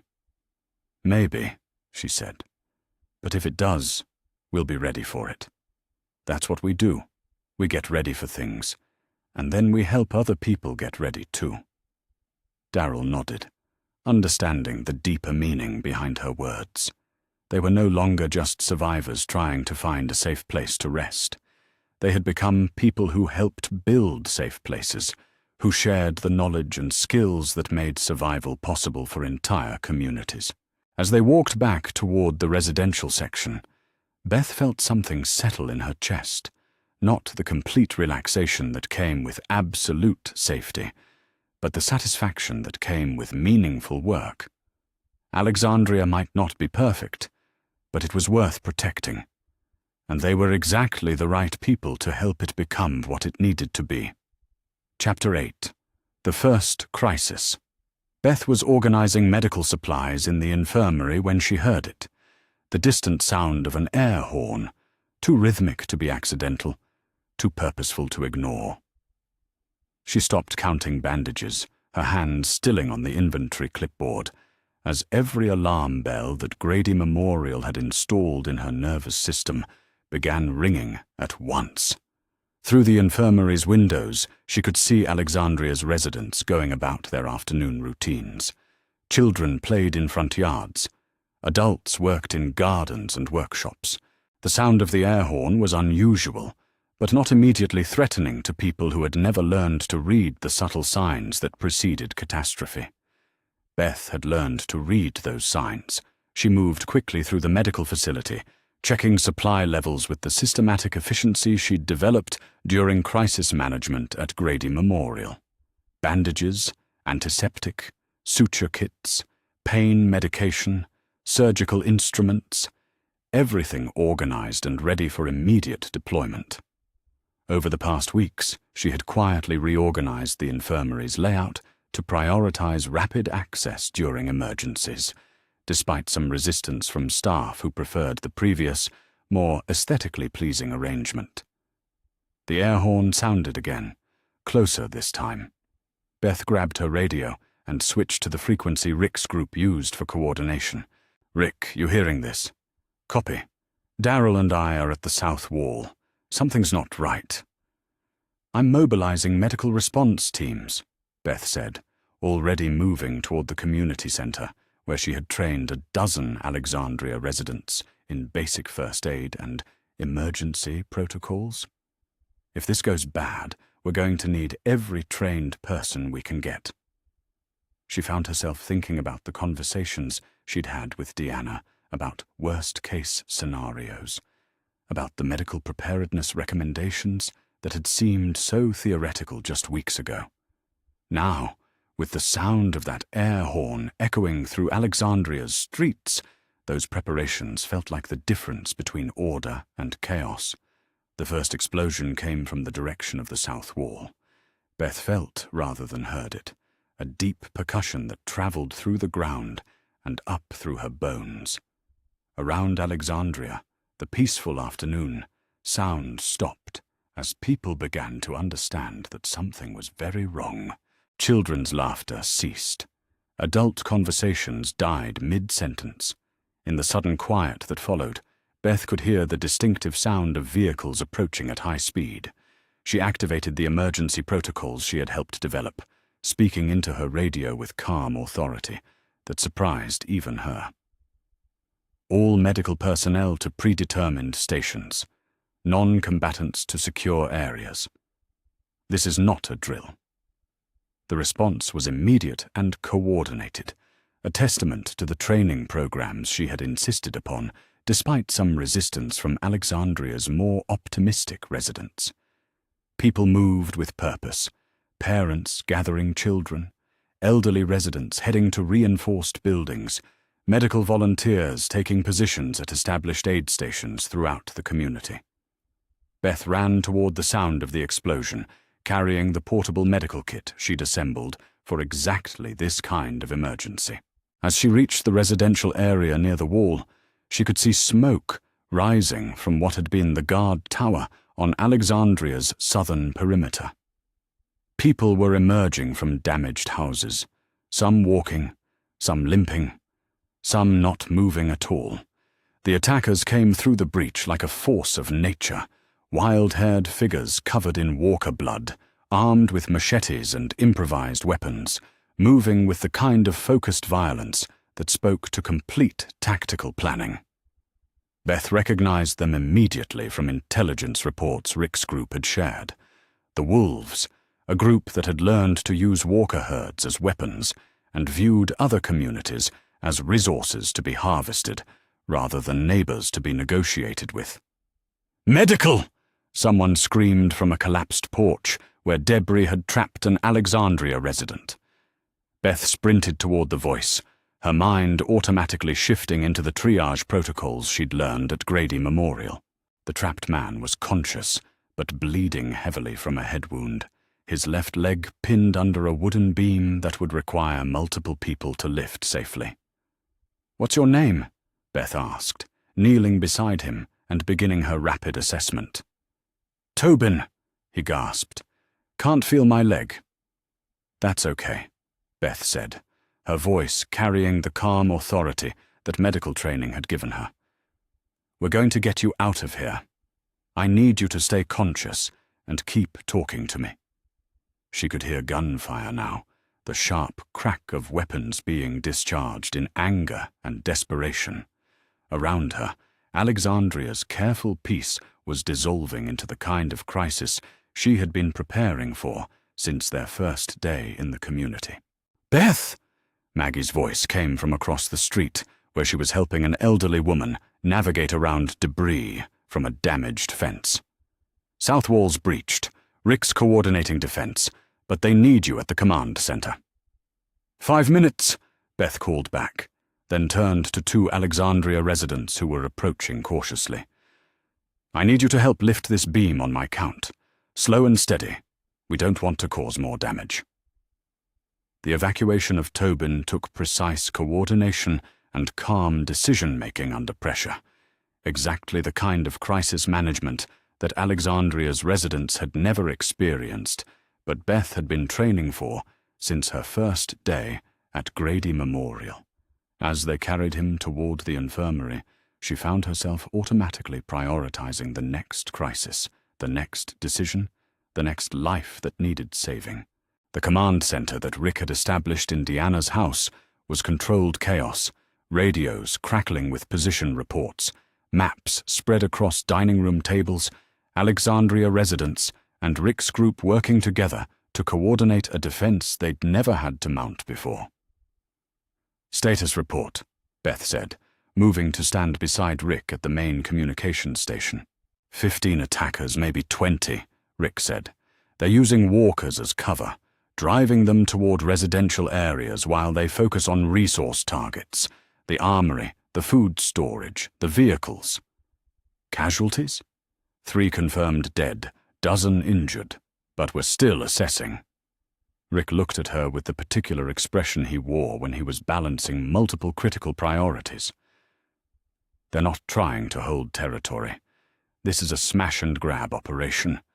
Take what they can carry, damage what they can't, then disappear before we can mount an effective response." Beth nodded, processing this information through the analytical framework that Grady Memorial had taught her. "How long until we can seal the breach?" "Abraham's working on it now, but we need to clear the attackers first." Through the command center windows, Beth could see the ugly reality of Alexandria under attack. Smoke rising from multiple buildings, residents running for shelter. The careful order of their community reduced to the fundamental chaos that had defined the outside world for so long. "I'm going back to medical coordination," Beth said. "Keep me updated on positions. I need to know where to send teams for evacuation and treatment." The next hour passed in a blur of triage decisions and resource allocation, of choosing who got treatment first and who had to wait, of balancing the immediate needs of the wounded against the longer-term requirements of community defense. Beth found herself making the kind of life-and-death decisions that she had observed Dawn making at Grady Memorial. But with a crucial difference, she made them collaboratively, involving other medical personnel in the decision-making process, instead of centralizing all authority in herself. "We're running low on bandages," one of her volunteers reported, during a brief lull in the chaos. "Prioritize serious bleeding over minor cuts," Beth replied. "Use torn clothing for superficial wounds, and send someone to check the veterinary supplies. Some of those materials are interchangeable with human medical use." The crisis management skills that Grady Memorial had forced her to develop were serving Alexandria in ways she had hoped they would never need. But there was also something else, a sense of purpose and competence that came from knowing exactly what needed to be done and having the training and authority to do it. When the all-clear signal finally came, the distinctive pattern of radio clicks that meant the attackers had been repelled and the immediate threat was over, Beth was in the infirmary, suturing a deep laceration on a young Alexandria resident who had been caught in flying debris during the wall breach. "Is it over?" the woman asked, her voice shaky with adrenaline and delayed shock. "This part is over," Beth said, finishing the careful stitching that would minimize scarring.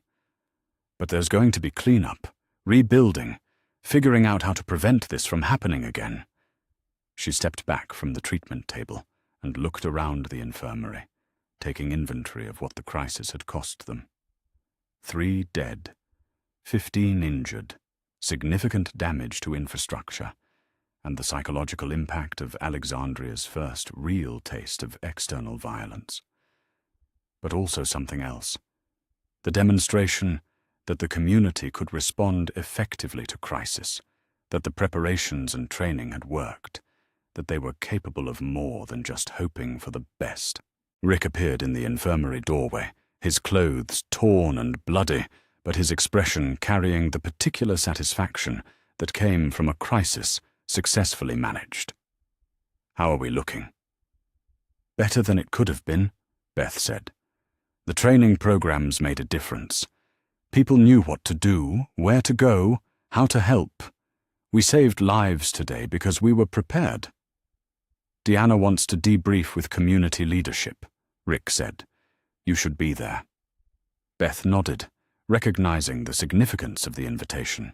Over the past hour, she had functioned as Alexandria's crisis coordinator, making decisions that affected the entire community, coordinating resources across multiple departments, and demonstrating the kind of leadership that emergency situations demanded.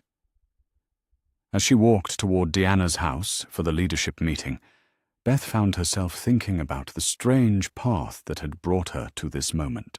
6 months ago, she had been a farm girl who knew how to tend to sick animals and help with household medical emergencies.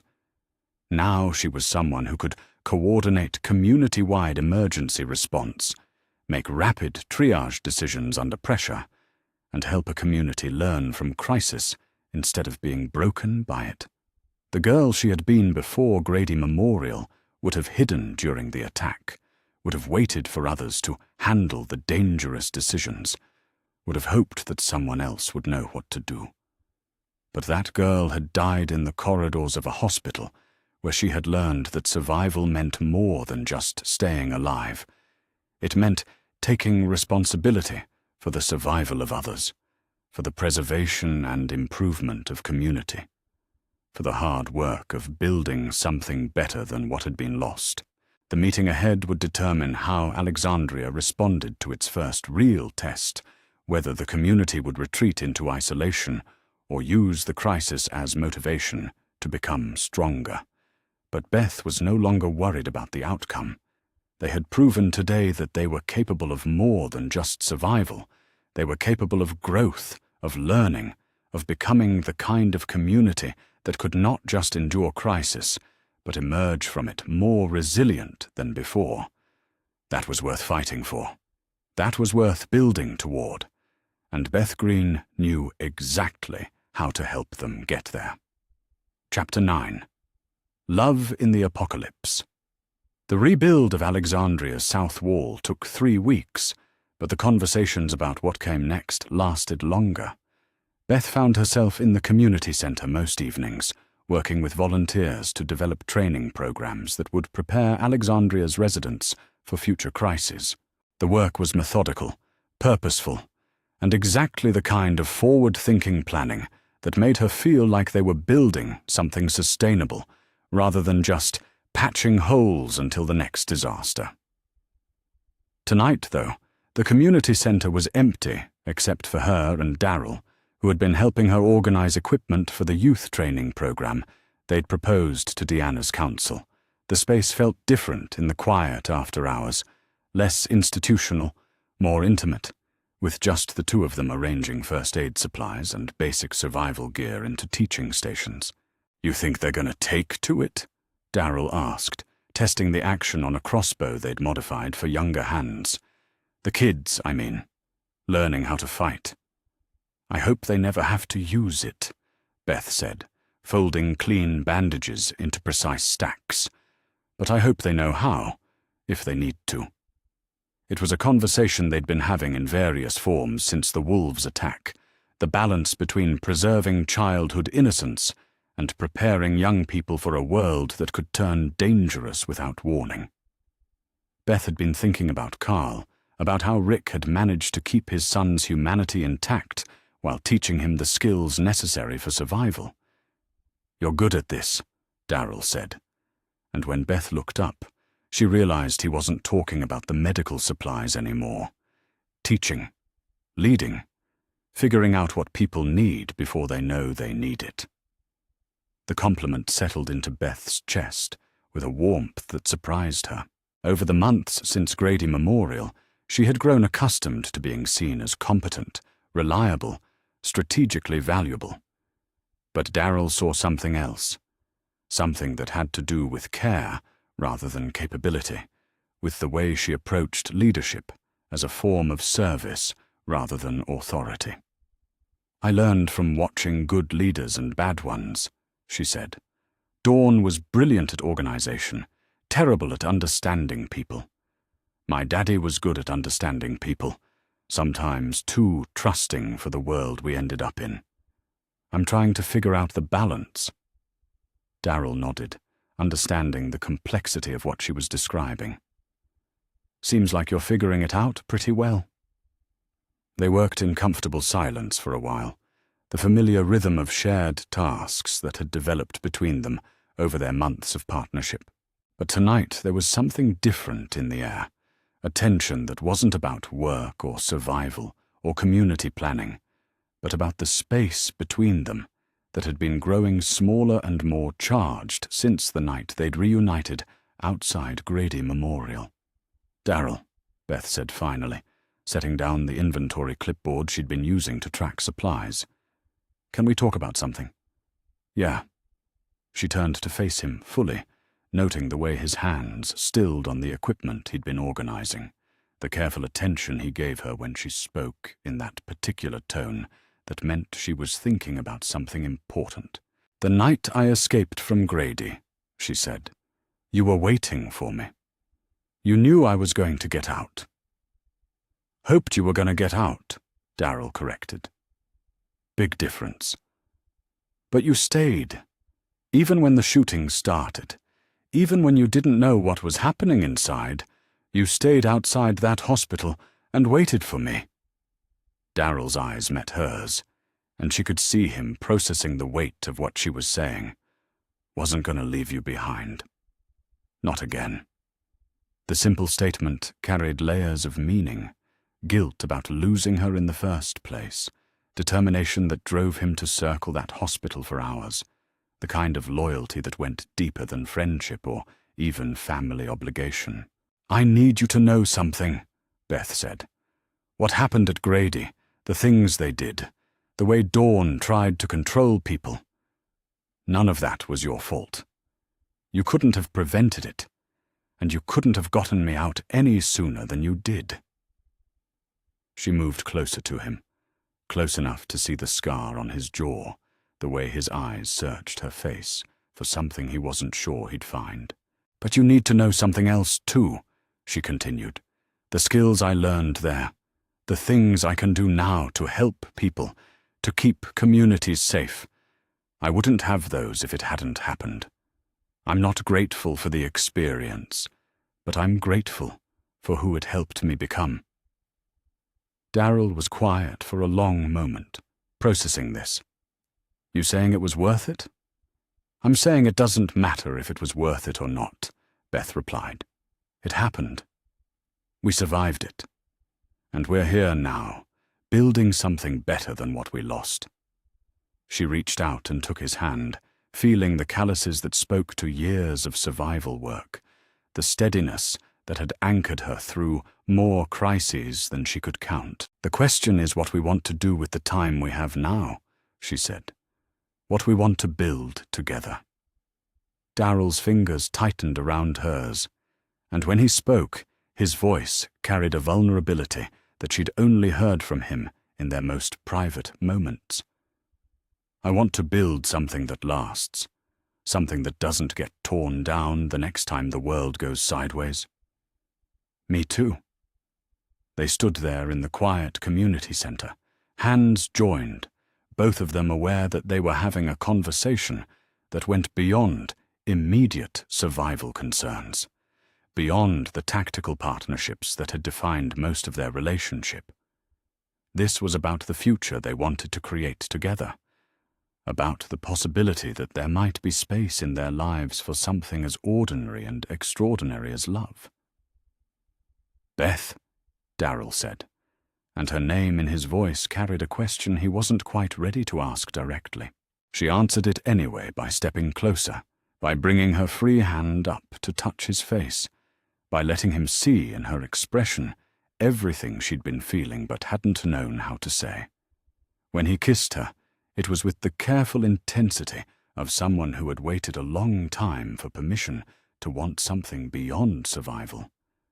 Beth felt herself relax into the moment, into the warmth of his hands and the solid reality of his presence, into the possibility that there might be space in this dangerous world for the kind of happiness she'd thought had ended with the old world. Been wanting to do that for a while, Darrell admitted when they separated, his voice rough with honesty. I know, Beth said, smiling at the relief she could see in his expression. Me too. Over the following weeks, their relationship settled into new rhythms that balanced the demands of community leadership with the ordinary intimacies of two people learning to love each other in extraordinary circumstances. They worked together on training programs and security assessments, but they also took walks around Alexandria's perimeter in the evening, talking about plans that extended beyond the next crisis, beyond the next season, beyond the simple goal of staying alive. What did you want to be? Beth asked one night as they sat on the wall's eastern section, looking out over the Virginia countryside. Before, when you were young and thought you could be anything. Darrell was quiet for a moment, considering the question. Never really thought about it that way. Growing up where I did, with who I did, mostly you just thought about getting through the day without getting hurt. The casual reference to childhood trauma made Beth's chest tighten with protective anger, but she didn't interrupt. Darrell shared pieces of his past, carefully, deliberately, and she had learned to receive them with the same respect. But sometimes, he continued, I'd think about having land, place where I could hunt, fish, maybe grow some things. Be left alone, but not empty alone. You know? I know. What about you? Beth considered the question, thinking about the girl she'd been before the outbreak, the one who'd sung in church and helped her father with veterinary work and assumed her biggest life decisions would be about college majors and marriage timing. I wanted to be a teacher, she said. Elementary school, maybe. I liked the idea of helping kids learn things, figure out how the world worked. She paused. Turns out I'm still doing that, just with different curriculum.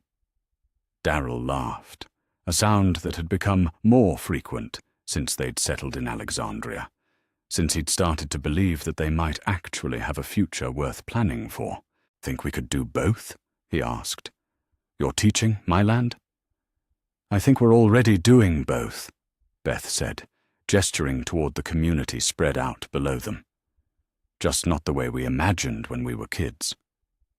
The conversation was interrupted by Maggie's voice from the base of the wall. "You two planning to stay up there all night, or are you coming down for dinner?" Beth looked down to see her sister standing with Glenn, both of them wearing the particular expression of family members who had been patiently waiting for two people to figure out what everyone else had already observed. "Be right down," Beth called, then turned to Darryl with a smile. "Ready to face the family dinner?" "Long as you're there," Darryl said, and the simple statement carried more weight than any grand romantic declaration could have.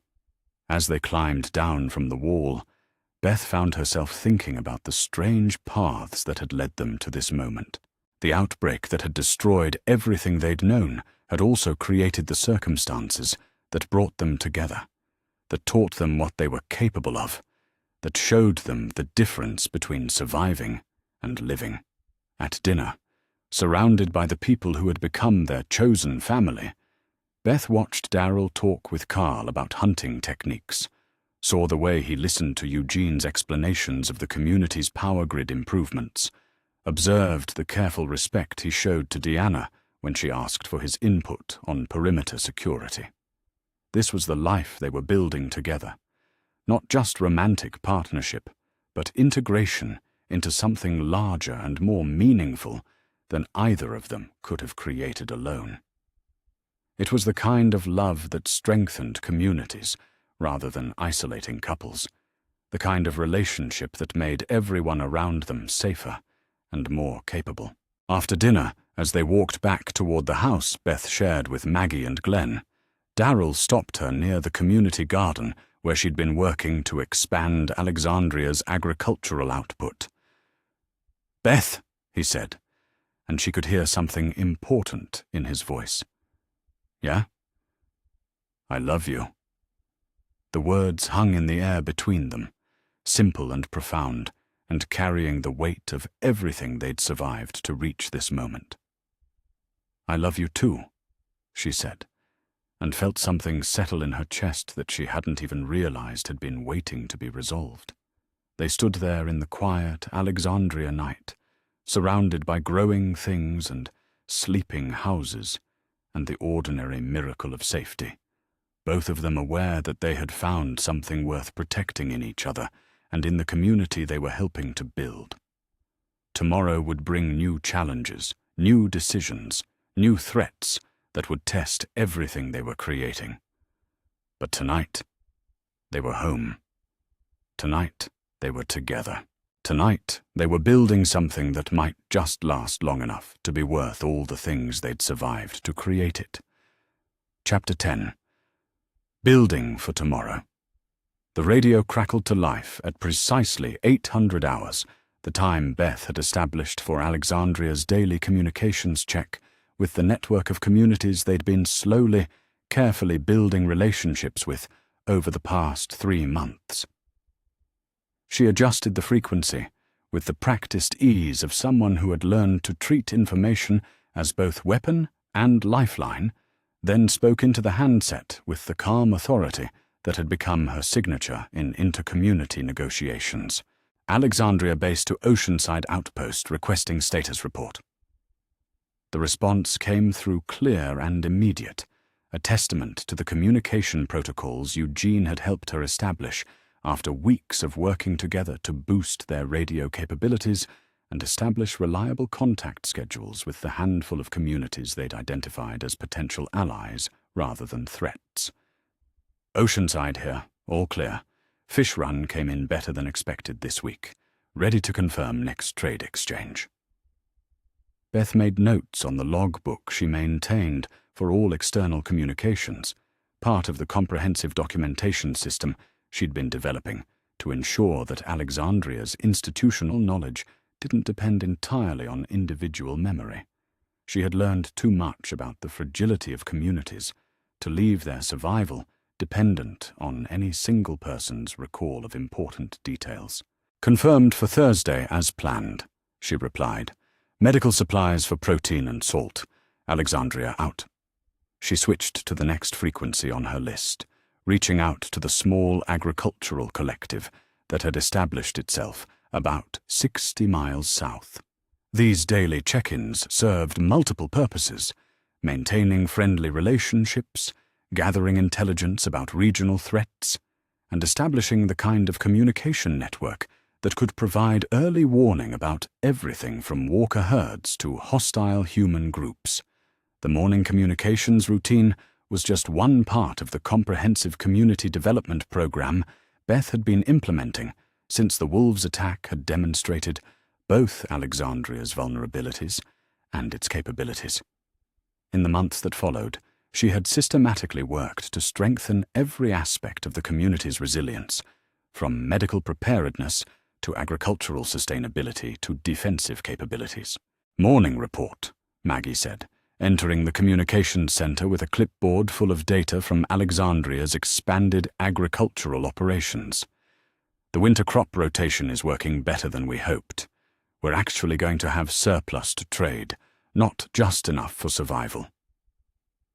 Beth felt a familiar satisfaction at this news, the kind of deep contentment that came from seeing careful planning translate into tangible results. The agricultural expansion had been one of her first major initiatives, drawing on everything their father had taught them about sustainable farming, while adapting those lessons to the realities of post-outbreak resource management. "How's the soil holding up?" Beth asked, reviewing Maggie's yield reports with the systematic attention she gave to all data that affected Alexandria's long-term viability. "Better than expected. The composting program is working, and the crop rotation is actually improving soil quality instead of depleting it." Maggie sat down across from Beth's desk, which had become the unofficial command center for Alexandria's external planning. "We're ready to start Phase 2 of the expansion if Deanna approves the resource allocation." Phase 2 was ambitious, establishing satellite agricultural sites outside Alexandria's walls, protected by smaller defensive positions, but capable of producing enough food to support not just their current population, but anticipated growth. It was the kind of forward thinking that required confidence in Alexandria's ability to defend multiple positions and coordinate complex logistics. "I think she'll approve it," Beth said, "especially with the trade relationships we're building. Food security is the foundation of everything else we want to do." She turned to the map that covered most of one wall of the communications center, a detailed representation of their region, marked with symbols indicating known communities, trade routes, resource sites, and threat assessments. Over the past months, this map had become the central planning tool for Alexandria's expansion, a visual representation of their growing influence and interconnection with the broader survivor network. "Daryl's team got back from the northern scouting run yesterday," Maggie said, following Beth's gaze to the map. "Found 2 more small communities that might be interested in trade agreements. Both seem stable, well-organized." Beth nodded, making notes about potential new trade partners. Each new relationship required careful evaluation, assessing not just what resources they could exchange, but whether potential partners shared compatible values about community organization, conflict resolution, and treatment of vulnerable populations. She had learned from Dawn's mistakes about the importance of ethical alignment in community partnerships. "What's their security situation?" Beth asked. "Good enough to survive this long. Not so good that they don't see the value in mutual assistance pacts." Maggie smiled. "Daryl thinks they'd be good additions to the network." The network, that's what they'd started calling the loose confederation of communities that had begun forming around Alexandria's model of sustainable development and mutual aid. It wasn't formal government, wasn't centralized authority, but it was something more than the isolated survival that had characterized most post-outbreak communities. Eugene appeared in the doorway, carrying a thick folder of technical documentation and wearing the expression of someone who had solved a complex problem and was eager to share the solution. "Beth, I've finished the communication protocol upgrades," he said, approaching her desk with characteristic enthusiasm. "We can now maintain reliable contact with up to 15 communities simultaneously, with automated relay systems that don't require constant manual operation."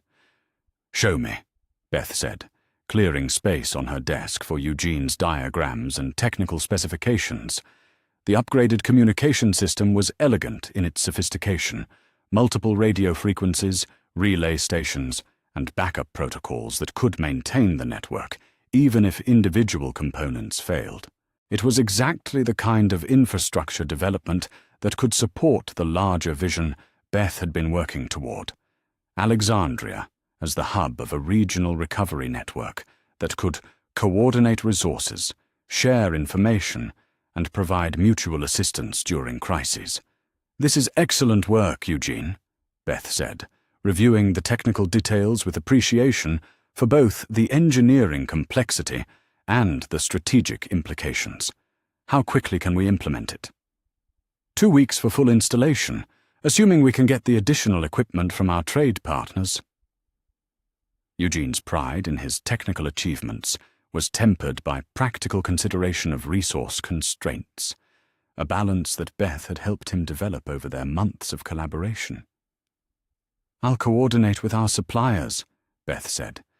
"This kind of infrastructure improvement is exactly what our trade relationships are designed to support." The conversation was interrupted by a knock on the communications center door.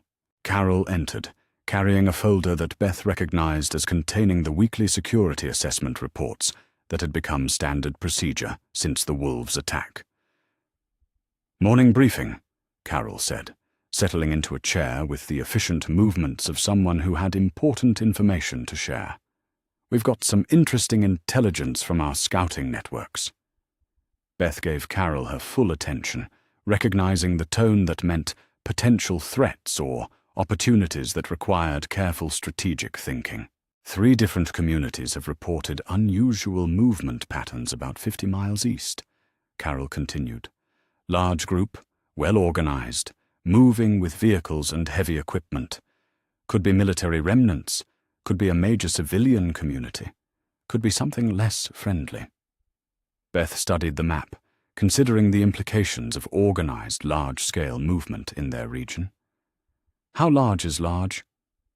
"Reports vary, but we're talking about at least 100 people, possibly more. Definitely not just a family group looking for shelter." This was the kind of intelligence that required immediate, strategic planning. A group that size could represent either a significant threat to Alexandria's network or a valuable potential ally, depending on their intentions and organizational structure. Either way, they needed more information before deciding how to respond. "Recommendations?" Beth asked. "Extended reconnaissance," Carol replied immediately. "Multiple observation teams, careful intelligence gathering, assessment of their capabilities and intentions before making any contact." Beth nodded, already thinking through the logistics of such an operation. They had developed the capability for this kind of extended intelligence gathering, but it would require coordination across multiple communities and careful resource management. "I'll coordinate with Darrell on the scouting protocols," Beth said. "And I want to brief the network about potential new arrivals. If this group is moving through our region, other communities need to be aware and prepared." As the meeting concluded and people dispersed to handle their respective responsibilities, Beth found herself alone in the communications center, looking at the map that represented months of careful relationship building and strategic planning. The colored pins and marked trade routes told the story of what Alexandria had become under her influence.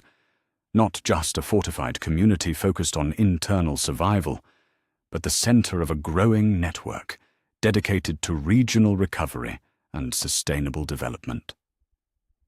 She thought about the girl she had been before Grady Memorial, someone who had seen community as something that happened to her rather than something she helped create. That girl had been loving and loyal and brave. But she had also been fundamentally passive, waiting for others to make the important decisions that would shape her life and the lives of people she cared about. The woman she had become understood that community was active work, daily choices, systematic attention to the details that made the difference between thriving and merely surviving. She had learned to see leadership not as authority over others, but as responsibility for creating conditions where everyone could contribute their best capabilities to shared goals. The afternoon brought a series of meetings with Alexandria's various development committees: agricultural planning, medical services coordination, educational programming for children and adults, infrastructure maintenance, and external relations. Each meeting represented a different aspect of the comprehensive community development that Beth had been orchestrating, but all of them connected to the central vision of Alexandria as a model for sustainable post-outbreak civilization. In the evening, she found Darrell in the workshop where he'd been collaborating with several Alexandria residents on improvements to their weapons and equipment maintenance capabilities. The space hummed with the kind of productive activity that had become characteristic of Alexandria under their expanded leadership, people working together on projects that strengthened the entire community.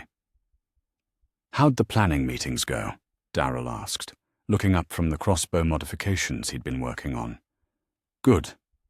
Really good." Beth settled onto a workbench beside him, appreciating the quiet rhythm of skilled work that filled the workshop. "I think we're ready for the next phase of expansion." "Which phase is that?" Beth smiled, thinking about the comprehensive development plan she'd been working on for weeks, a systematic approach to regional influence that could provide security and prosperity for multiple communities while preserving the values that made Alexandria worth protecting. "The one where we stop just surviving and start rebuilding civilization," she said. "One community at a time, one trade relationship at a time, one mutual aid agreement at a time." Darrell nodded, understanding the ambition behind her words and the practical steps that would be required to achieve it. "Think it'll work?" "I think it's working already," Beth replied, looking around the workshop at Alexandria residents who had learned skills they never thought they'd need, who had become part of something larger than individual survival. "We just need to keep doing it, keep building it, keep proving that there's a better way than what most people have settled for." As night fell over Alexandria, Beth walked through the community's streets, observing the evening routines that had become possible because of the security and prosperity they'd built together. Children playing in yards, adults working in gardens, families sharing meals, people reading books, having conversations, planning for futures that extended beyond the next crisis. This was what she had been building toward, not just safety, but the restoration of human community in forms that could survive and thrive in the world as it now existed. It was slow work, careful work, the kind of systematic development that required patience and vision and the willingness to plan for generations rather than just seasons. But it was also the most important work she could imagine, the daily creation of hope made manifest in sustainable institutions, in thriving relationships, in the proof that human beings could learn from catastrophe and build something better than what had been lost. Tomorrow would bring new challenges, new opportunities, new decisions about how to balance growth with security, ambition with prudence, hope with realistic assessment of threats. But tonight, Alexandria was safe. Tonight, the network was strong. Tonight, the future they were building together looked not just possible, but inevitable. That was worth everything they'd survived to create it. Chapter 11. The Growing Storm. The intelligence came through the radio network in fragments, scattered reports from communities across a 100-mile radius, each piece seemingly insignificant, until Beth began assembling them into a pattern that made her stomach clench with recognition. A community that had stopped responding to scheduled check-ins, trade caravans that never reached their destinations, survivor groups reporting encounters with well-organized, heavily armed patrols that demanded tribute in exchange for safe passage.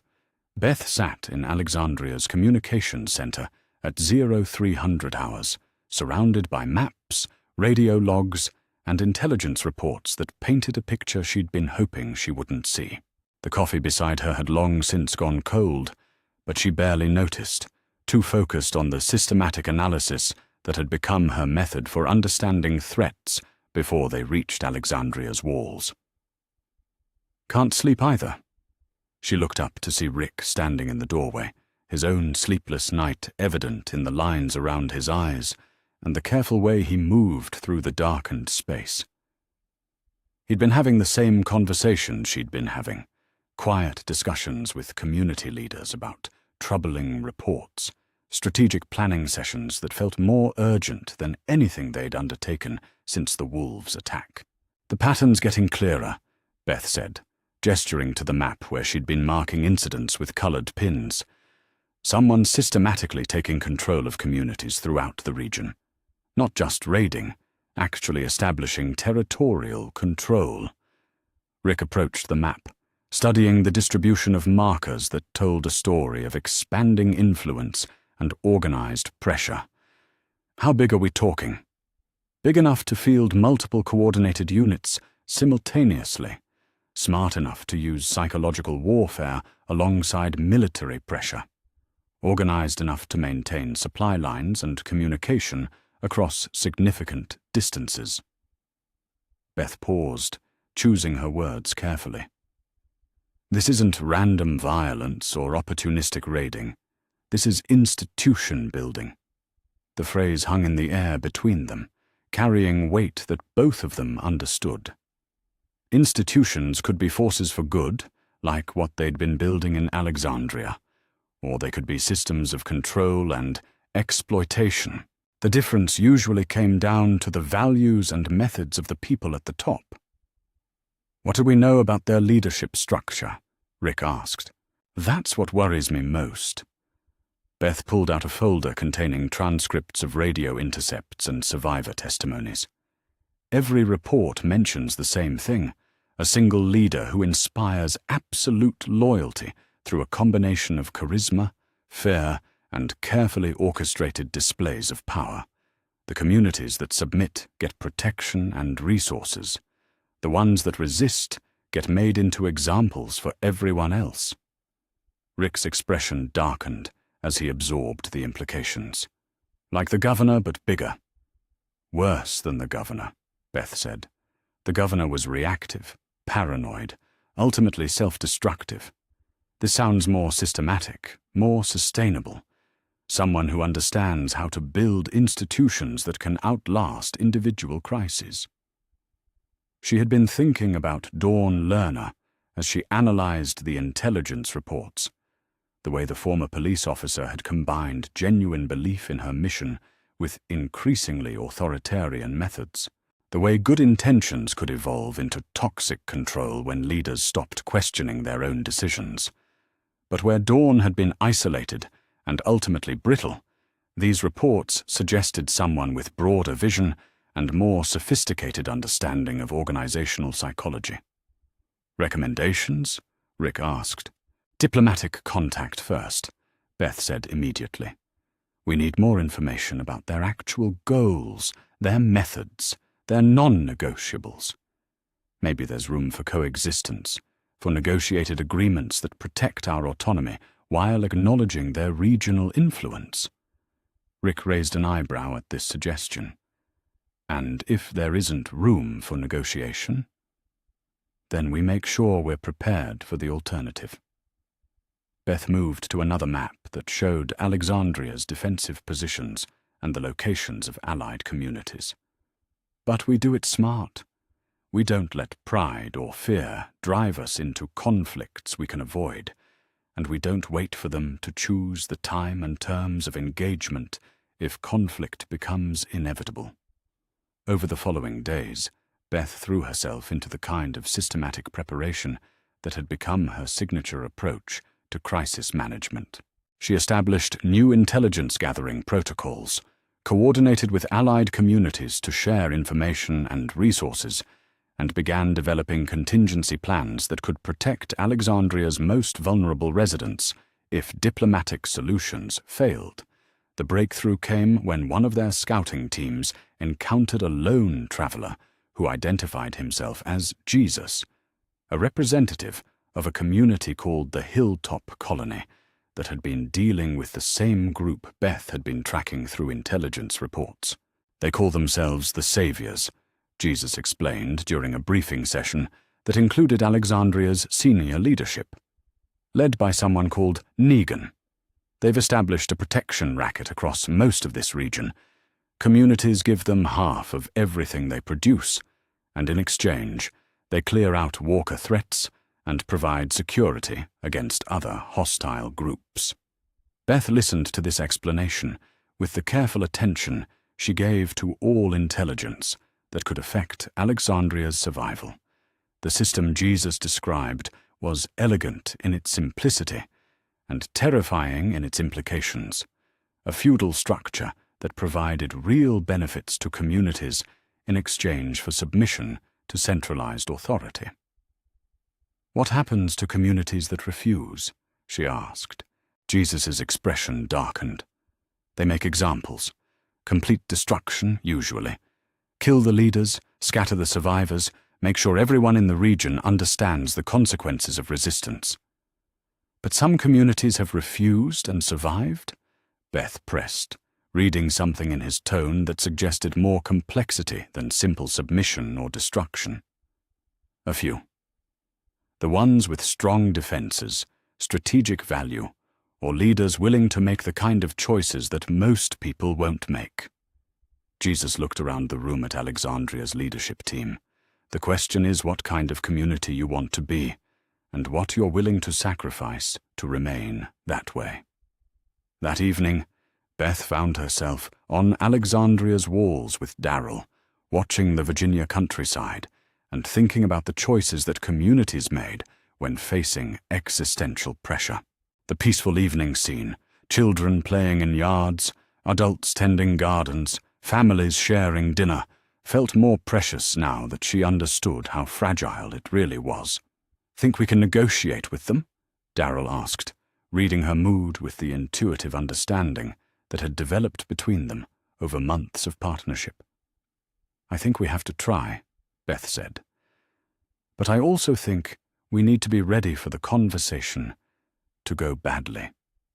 She had been developing training protocols for exactly this kind of scenario.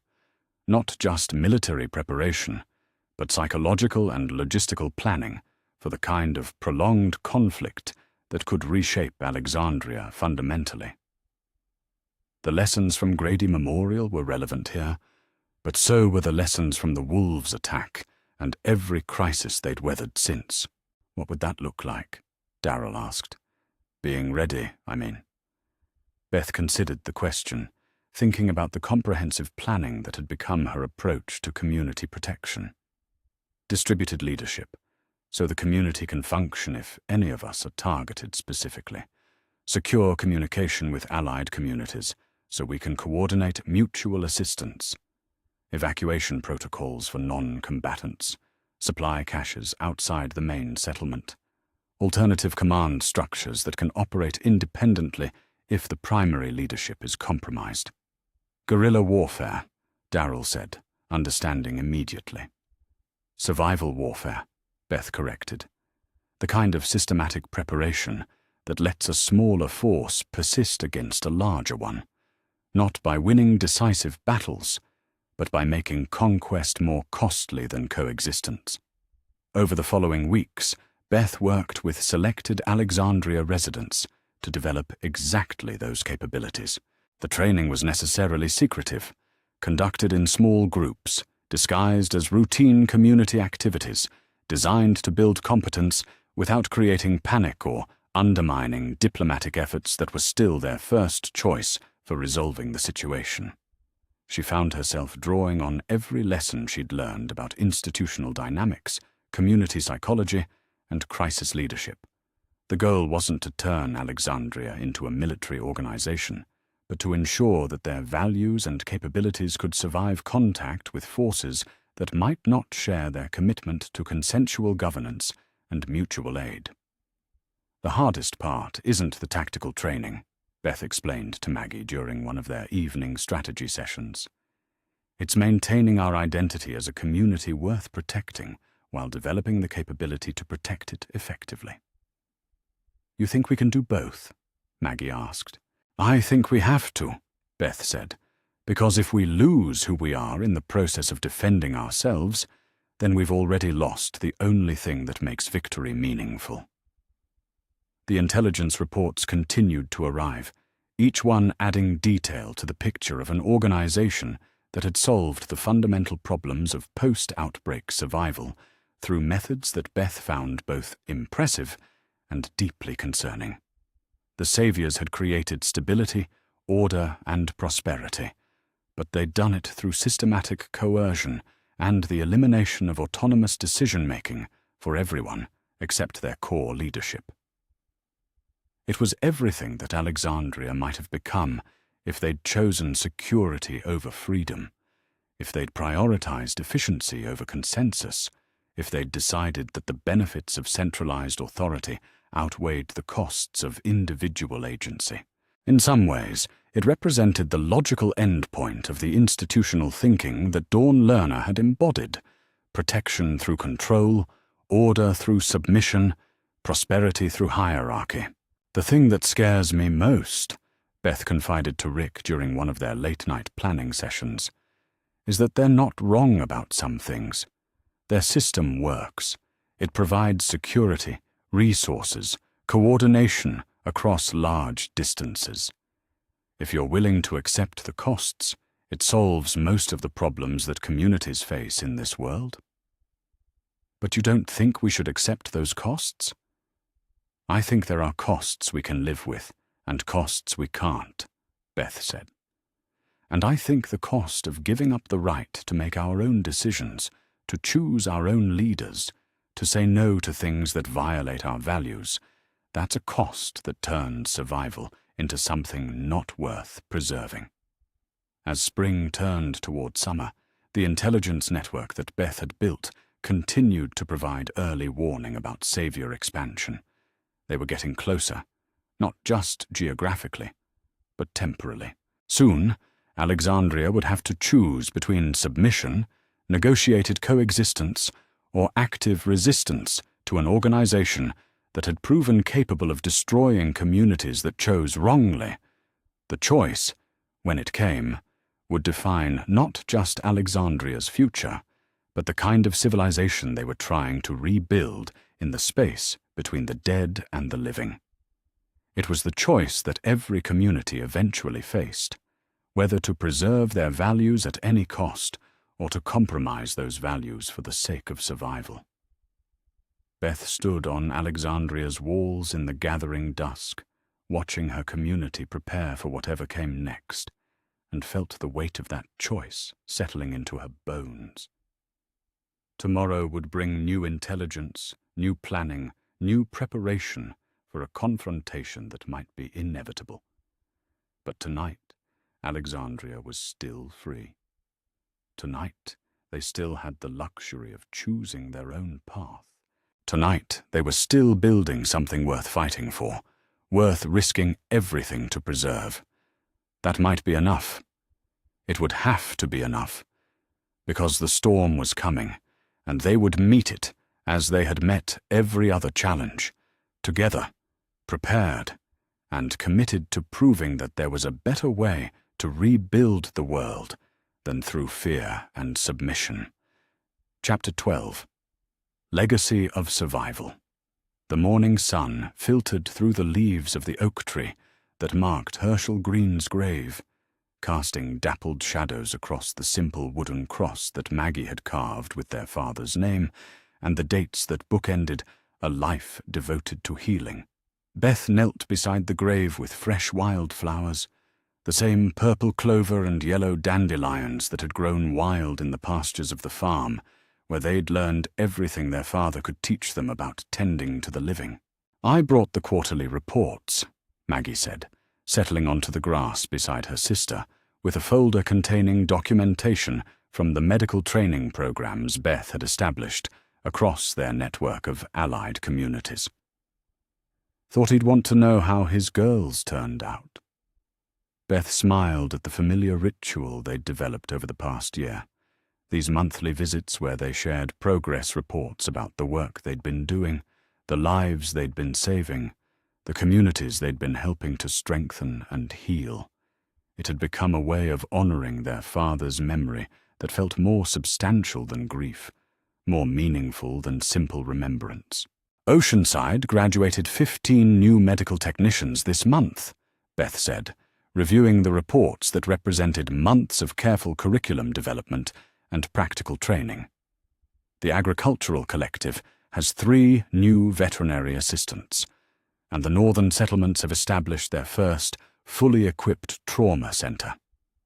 She had been thinking about Herschel often lately, about the man who had taught her to see healing as both science and art, who had shown her that caring for others was not passive sympathy, but active work requiring skill, knowledge, and the courage to make difficult decisions. He would have been proud of what they'd accomplished, but he also would have understood the cost of that accomplishment in ways that made Beth's chest tight with melancholic gratitude. "He'd be amazed by the scope of it," Maggie said, reading through training reports that documented medical capabilities across hundreds of square miles, communities that could now handle everything from routine childbirth to complex trauma surgery because of the systematic knowledge transfer that Beth had orchestrated. "He'd be worried about us taking on too much responsibility," Beth said, thinking about the conversation she'd had with her father, about the balance between helping others and preserving one's own capacity for continued service. But he'd understand why we had to do it this way. The systematic approach to medical education that Beth had developed grew directly from lessons her father had taught about the difference between emergency care and sustainable practice. It wasn't enough to save individual lives. You had to create systems and institutions that could save lives consistently, over time, without depending on any single person's knowledge or availability. "I've been thinking about what comes next," Beth said, settling back against the oak tree's trunk with the comfortable familiarity of someone who had found peace with both past trauma and future uncertainty. "About what kind of legacy we want to build, what kind of world we want to leave for the people who come after us." Around them, Alexandria hummed with the purposeful activity that had become its signature. People working in gardens and workshops, children playing and attending classes, adults engaged in the complex coordination required to maintain a community that had grown from isolated survival to regional influence. Through the trees, Beth could see the expanded medical facilities where she still spent part of each week treating patients and training new practitioners, the communication center, where intelligence about regional threats and opportunities flowed in constant streams, the workshop where Darryl collaborated with engineers and craftspeople to develop better tools for both building and defending the communities they protected. "Remember when we thought this was temporary?"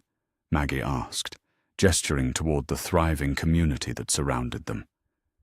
"When we thought we'd eventually find someplace else, someplace that felt more like home."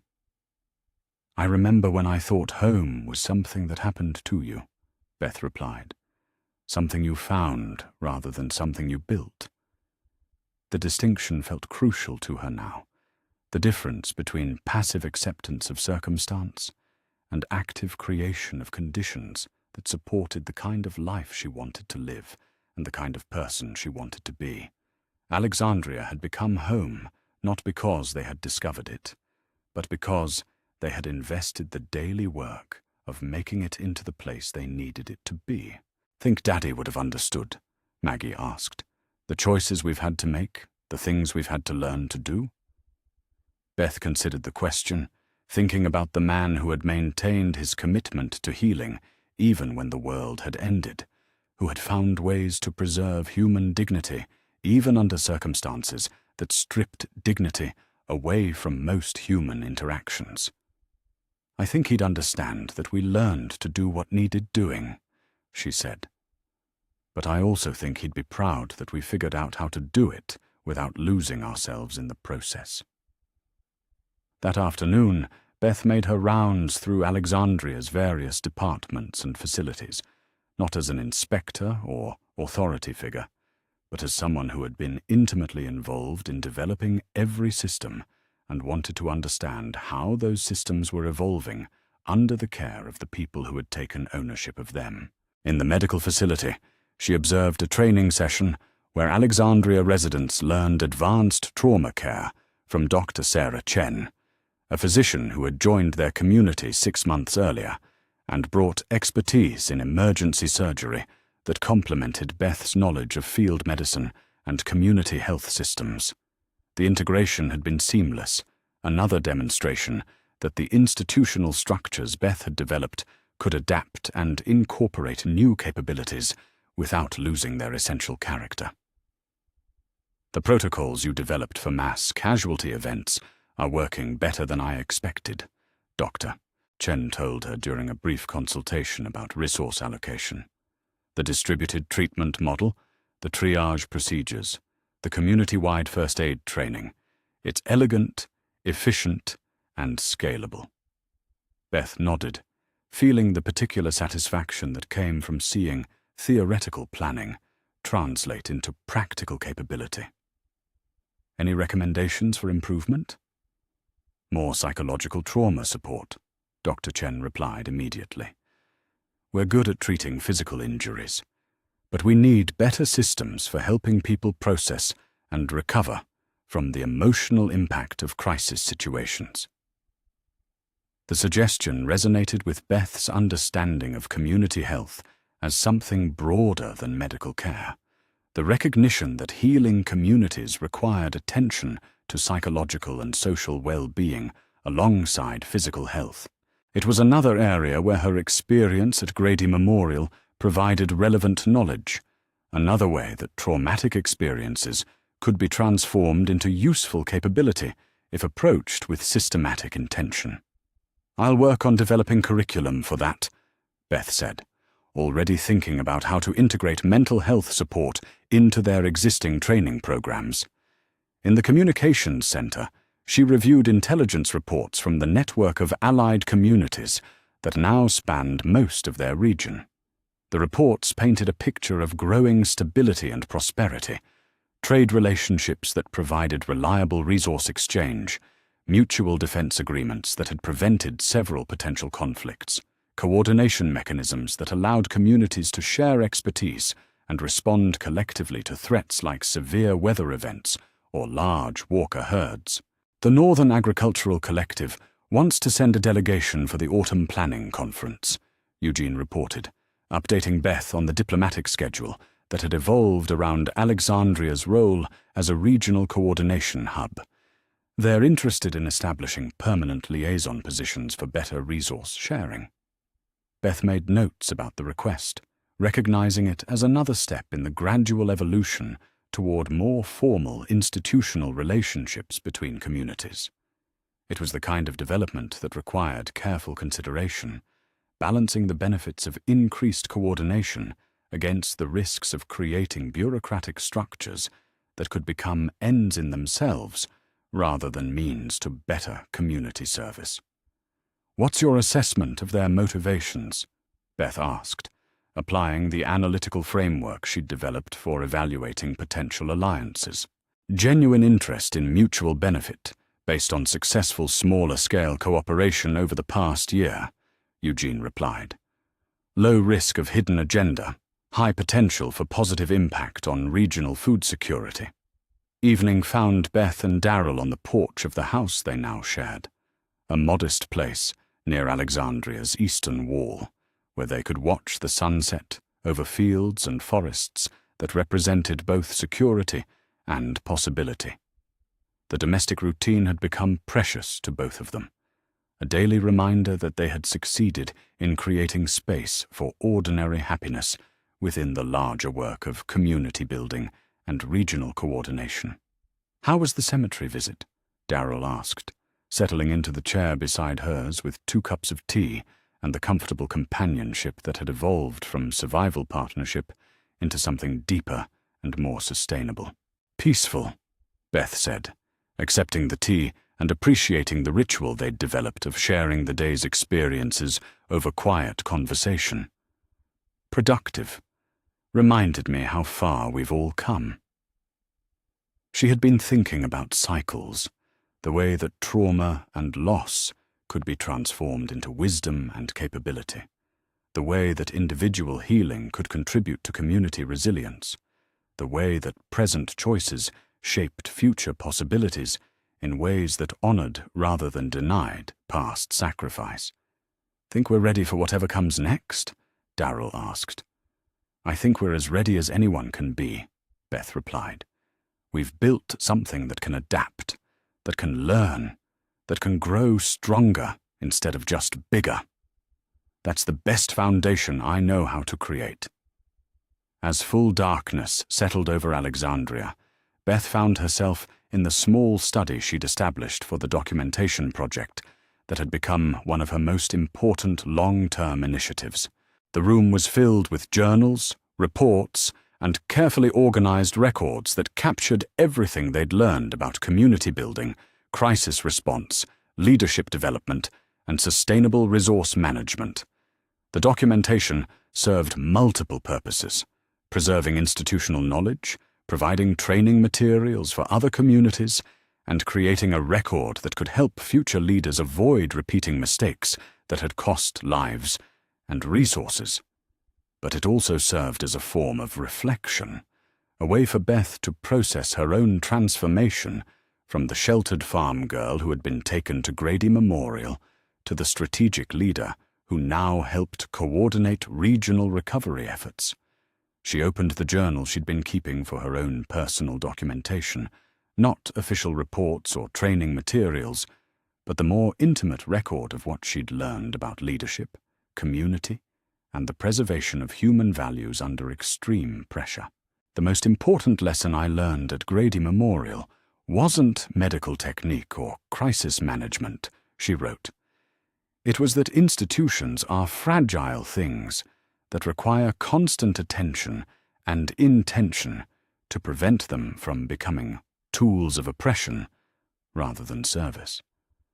Dawn thought she was protecting people, but she'd forgotten that protection has to include the protection of people's right to make their own choices, to disagree, to leave if they need to.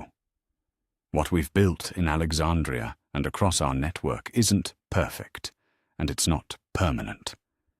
Every day we have to choose again to make it work, to make it better, to make it worthy of the sacrifices that made it possible.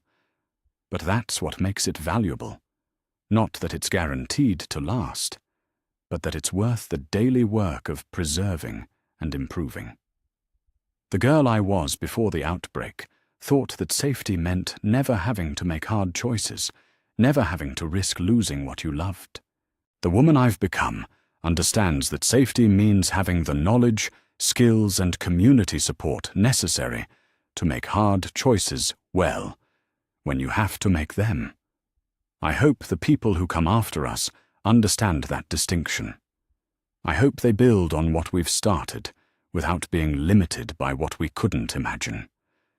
I hope they remember that the best way to honor the dead is to live fully, to create generously, to lead with both strength and humility. Mostly, I hope they understand that survival isn't about lasting forever. It's about making the time you have matter for something larger than yourself. Beth set down her pen and looked out the study window at Alexandria's quiet streets, where security lights illuminated the community they'd built through daily choices, monthly crises, and yearly planning cycles that had accumulated into something approaching sustainable civilization. Tomorrow would bring new challenges, new opportunities, new decisions about how to balance individual freedom with collective security, how to maintain values while adapting to circumstances, how to build for the future while honoring the past. But tonight, she was home.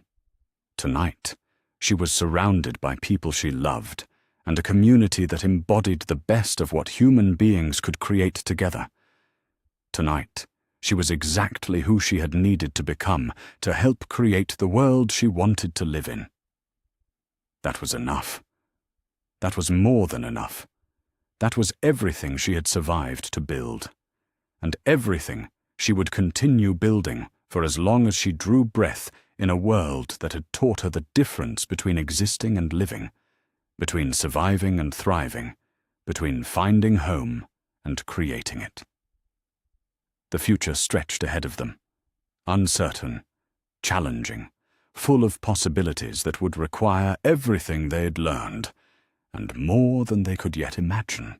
But they would meet it together, prepared by experience and strengthened by community, ready to continue the work of rebuilding human civilization, one choice, one relationship, one act of courage at a time. Beth Green closed her journal and prepared for sleep, surrounded by the quiet sounds of a community at peace, confident in the knowledge that they had built something worth protecting and strong enough to endure whatever storms might come.